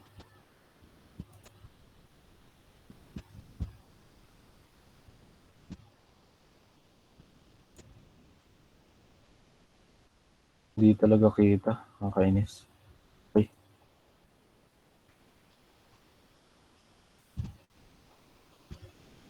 Hindi siya kita. So anyway, mo na. Tuloy tayo. Okay, case number 2, proceeds is equal to face amount of note. So the proceeds received from the note is 1 million equal to the face amount. So note that the note is also measured at the present value of 711,780. However, because the proceeds are equal to face amount rather than the present value, which usually the case in real life transaction, day one difference arises. So the entry that follows is the entry is as follows. So cash is 1 million and discount on note payable is 288 and note payable is 1 million. Then the unrealized gain on day one difference is 288, 220. So actually, hindi ako familiar sa day one na to. But as it turns out, this day one difference is again recognizes para ma-account natin yung sobra or yung excess dun sa natanggap natin ng consideration on top dun sa present value niya. So this is not considered to be a premium but a gain. So this gain is immediately close sa profit and loss. Makikita natin. Unlike kay premium na hindi natin siya or nai-close kay P&L but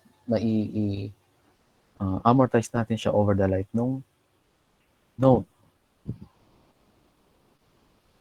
So this day one difference is part of P&L and this one would be amortized over the life of or over the term of the note. Okay, so nagtanong siguro kayo, sir, paano yan, para natin i-close yung dalawa? So simple lang, pagbabanggain lang natin siya. So debit, notes payable, no, debit ka ng interest expense, then magka-credit ka ng discount on notes payable para ma-close natin to. And this one will not be touched anymore. Directly recorded na siya sa P&L as part of the income statement. Okay?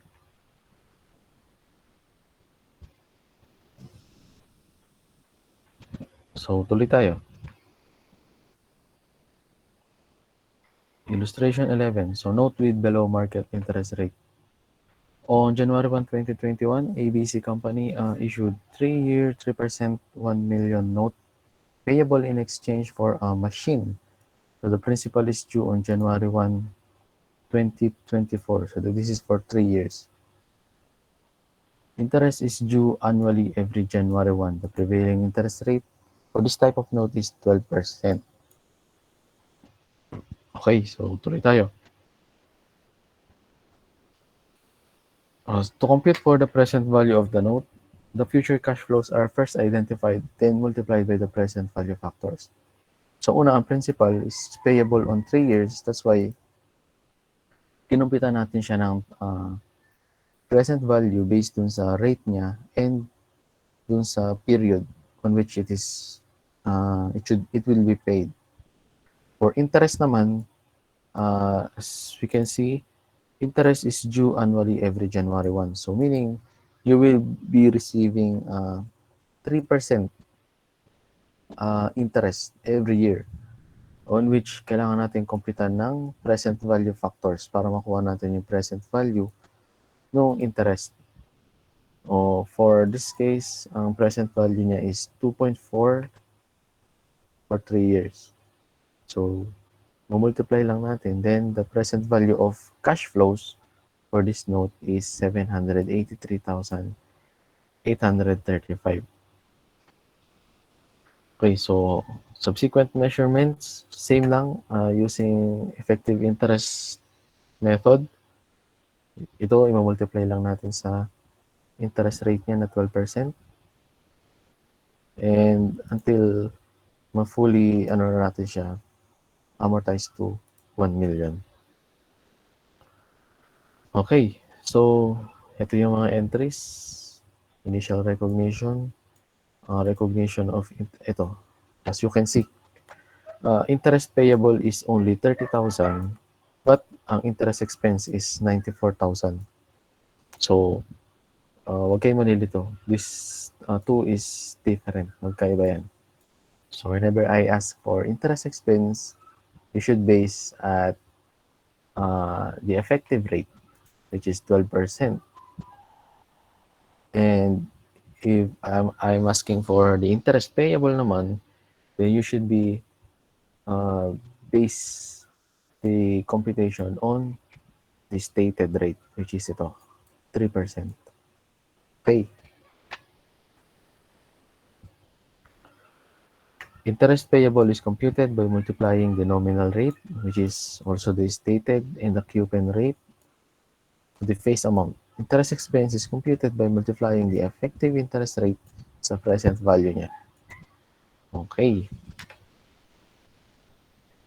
Discount amortization increases the interest expense recognized each period. Total interest expense over the life of note is greater than the actual payments or interest. Yes, kasi mas malaki yung effective interest mo. That's why you will incur more interest expense compared dun sa actual payment mo for interest. So example natin, kung makikita nyo, interest expense natin is 94,000. However, yung interest payable or yung actual cash payment is 30,000 lang.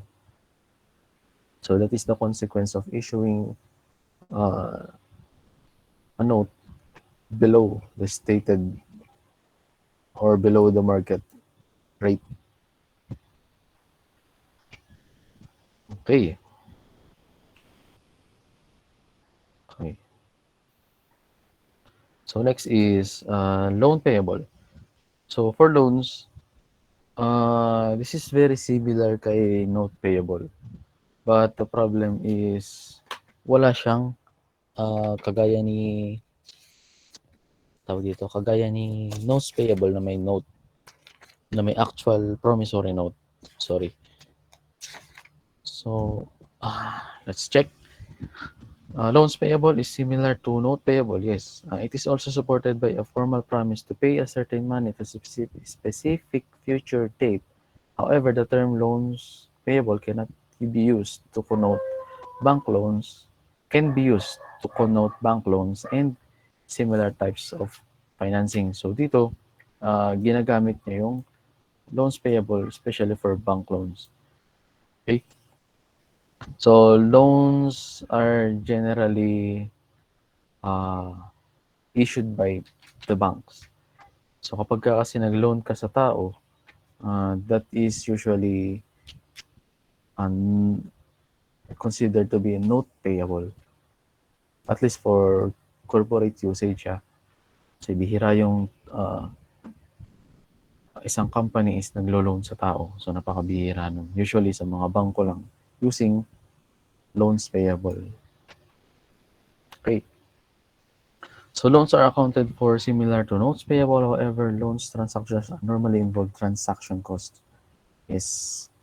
And recall that financial liabilities are initially recognized at fair value minus transaction costs.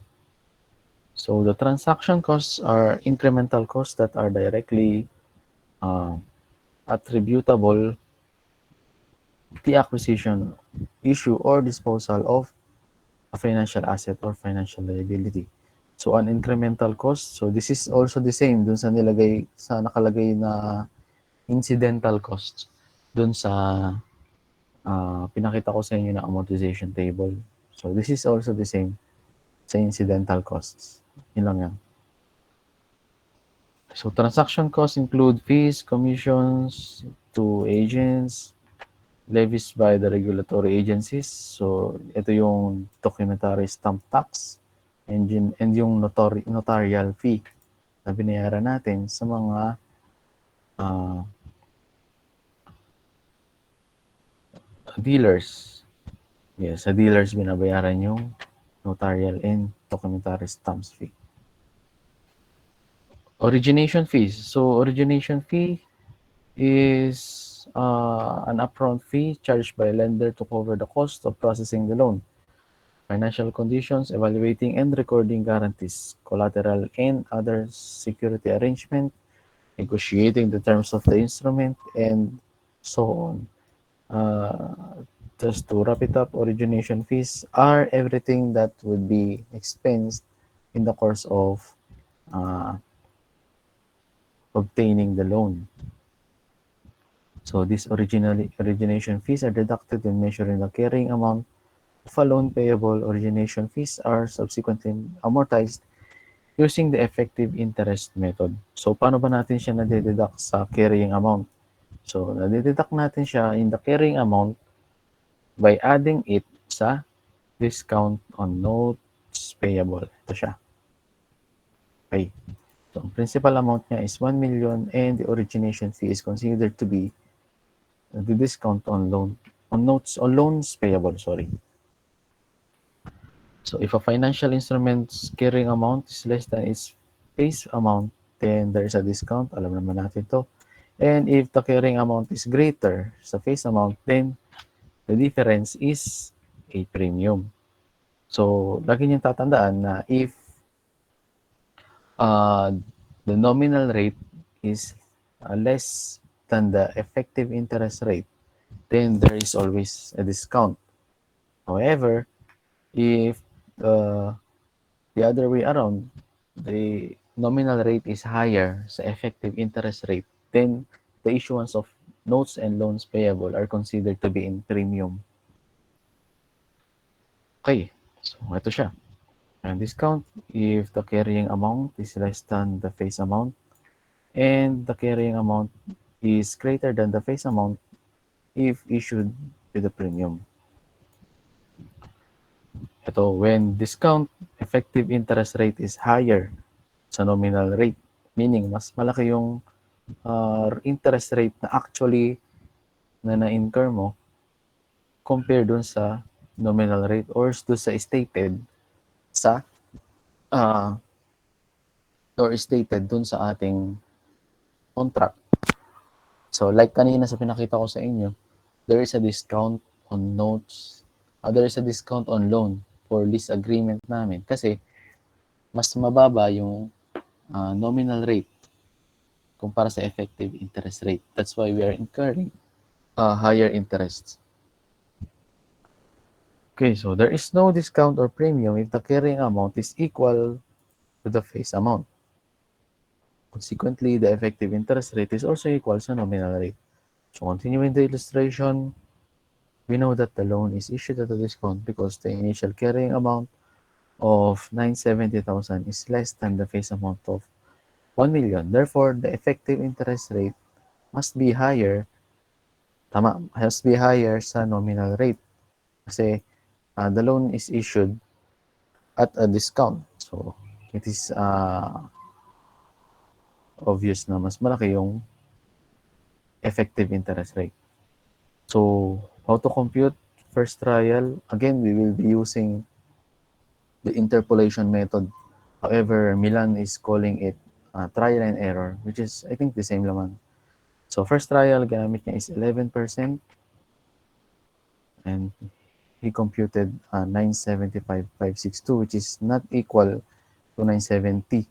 So, since 970 yung present value niya, and we computed 975,000 using 11%, we need to go higher. So, in this time, gagamitin naman niya is 12%. And ang na-compute niya is 951,963. So, definitely, yung effective interest is between 11 and 12% because 11 is 975, higher than 970, but for 12%, it is 951, which is lower sa 970 naman. So, pasok na siya. So, it is within 11 to 12.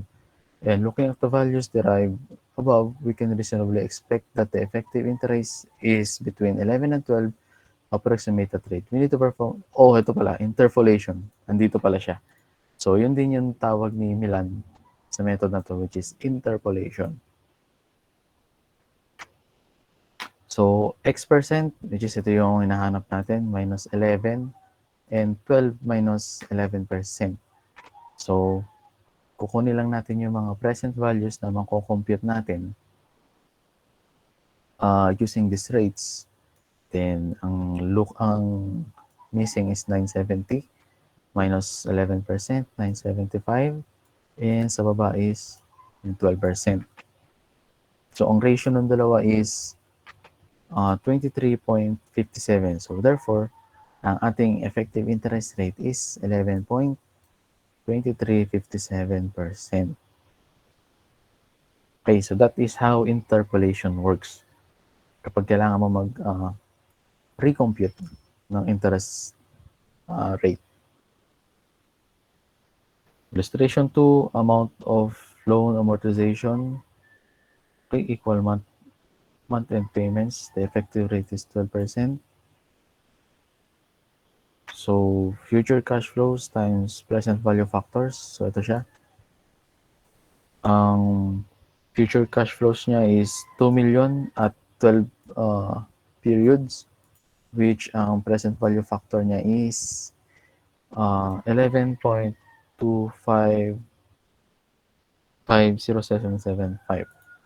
which is equal to 12 million. So, kailangan nating hanapin yung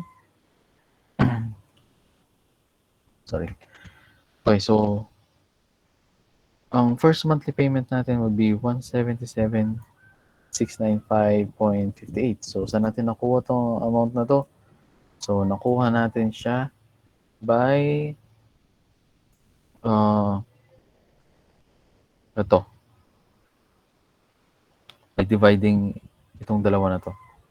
Since future cash flows is missing dito, then if it is multiplied by the present value factor of ordinary annuity of by 12, magiging 2 million siya. So, naiyan na lang siya. Nai-squeeze. Parang using this formula. I-derive lang natin siya para makuha natin yung future cash flows. So, future cash flows multiply by the number of payments on the loan, which is 12. And then, total cash payments is this amount against the present value of loan on initial recognition of 2 million, which is ito yung face amount. Ito pala, ito yung cash price. So, the total interest expense is 132,371 using yung 10%. Actually, 1% lang nakalagay. Actually, 1%. Yes, 1%. Payable monthly siya.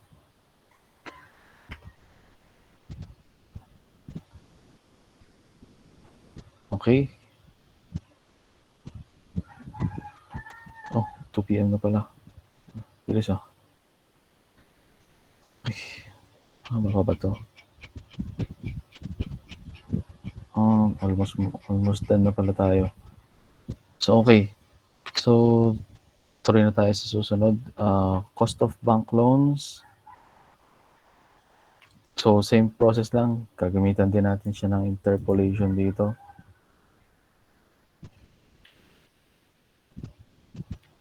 Secured loans. So, for secured loans, ito yung tinatawag natin na loans secured by collaterals. So, usually, ang legal rate natin dito is 12%. So, there are two types of secured loans. One that is secured by a mortgage, which is a real property. So, mortgage loan is secured by a real property, and the other one is chattel mortgage, which is secured by a personal property, which is usually pinaka ginagamit is car. Ito yung pinaka collateral sa chattel mortgage. Assets such as inventories, cash surrender value, receivables, cash in bank, and investments in securities can also be used as collateral for security for loans. But ang pinaka-usual is ito, car. Okay? So, fixed and variable interest loans. Fixed interest loan is one where the interest charges are based on a fixed rate from the word itself, and variable interest loan is where the interest charges vary as market interest rates change. So, ang example nung variable interest loan, usually given siya sa isang kontrata through escalation clause. So, I think ma-encounter niyan sa law on credit sales and avail and bailments. Ano siya, yung escalation clause. So, it states that every year there is an increase in interest rate that would be used sa kontrata. Okay, so unlike fixed interest loan, wherein uh, sa mga bangko, usually, ano yan, uh, fixed, like kung anong year ka, kung anong month ka nag-apply na loan at yung prevailing rate nila is 10%, then throughout uh, the life of the loan or the term of the loan, yun yung gagamitin mo. Ang best example ng variable interest loan natin is yung sa pag-ibig loans.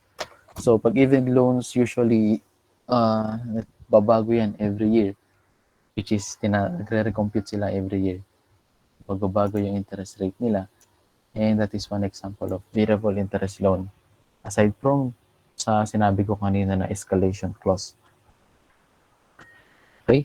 So, next is credit lines. So, for credit lines, ito naman yung ibinibigay ng bangko or basahin natin. Some loans are obtained through pre-arranged credit lines. So, a credit line is arrangement between financial institutions, which is obviously a bank, and the borrower that establishes the maximum amount of loan or the credit limit that the borrower can obtain. So, ang pinaka-exposure natin dito is yung mga credit cards. So, for credit cards, credit lines usually is the maximum limit na pwede mong swipe gamit yung card mo. So, anything in excess would be denied, and on top of that, mag-i-incur ka pa ng over-limit fee. Okay, so yun lang yung credit line. So, for credit card, yes, same application lang.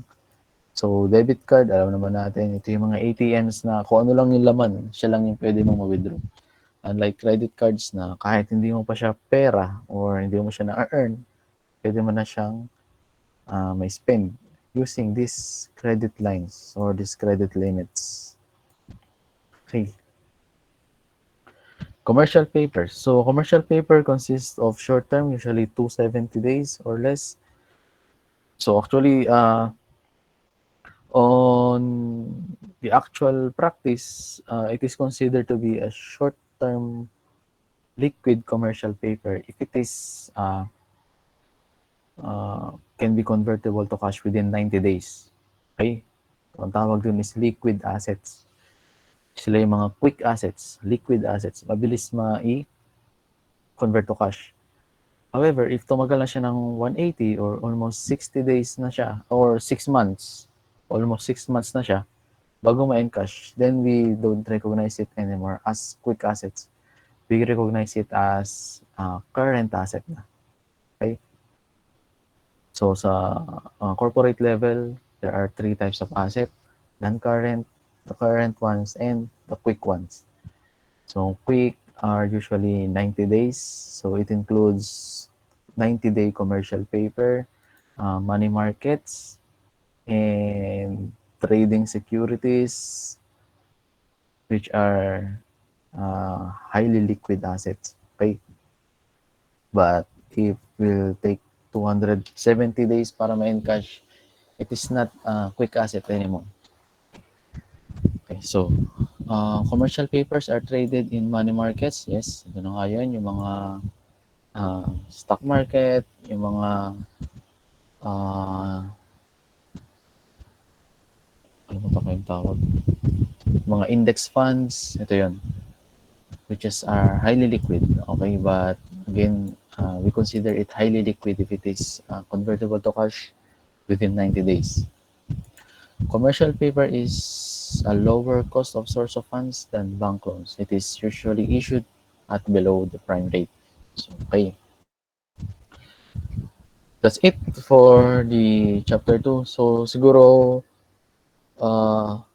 bukas, I will let you know kung meron tayong quiz, but definitely our exam would be next week, 17. Okay, ang coverage is chapters 1 and 2. So, unfortunately, hindi natin na-discuss yung chapter 3, which should be part dapat nito.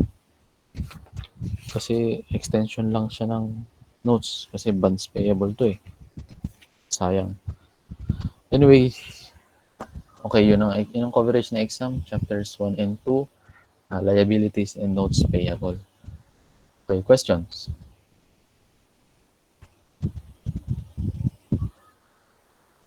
Okay, if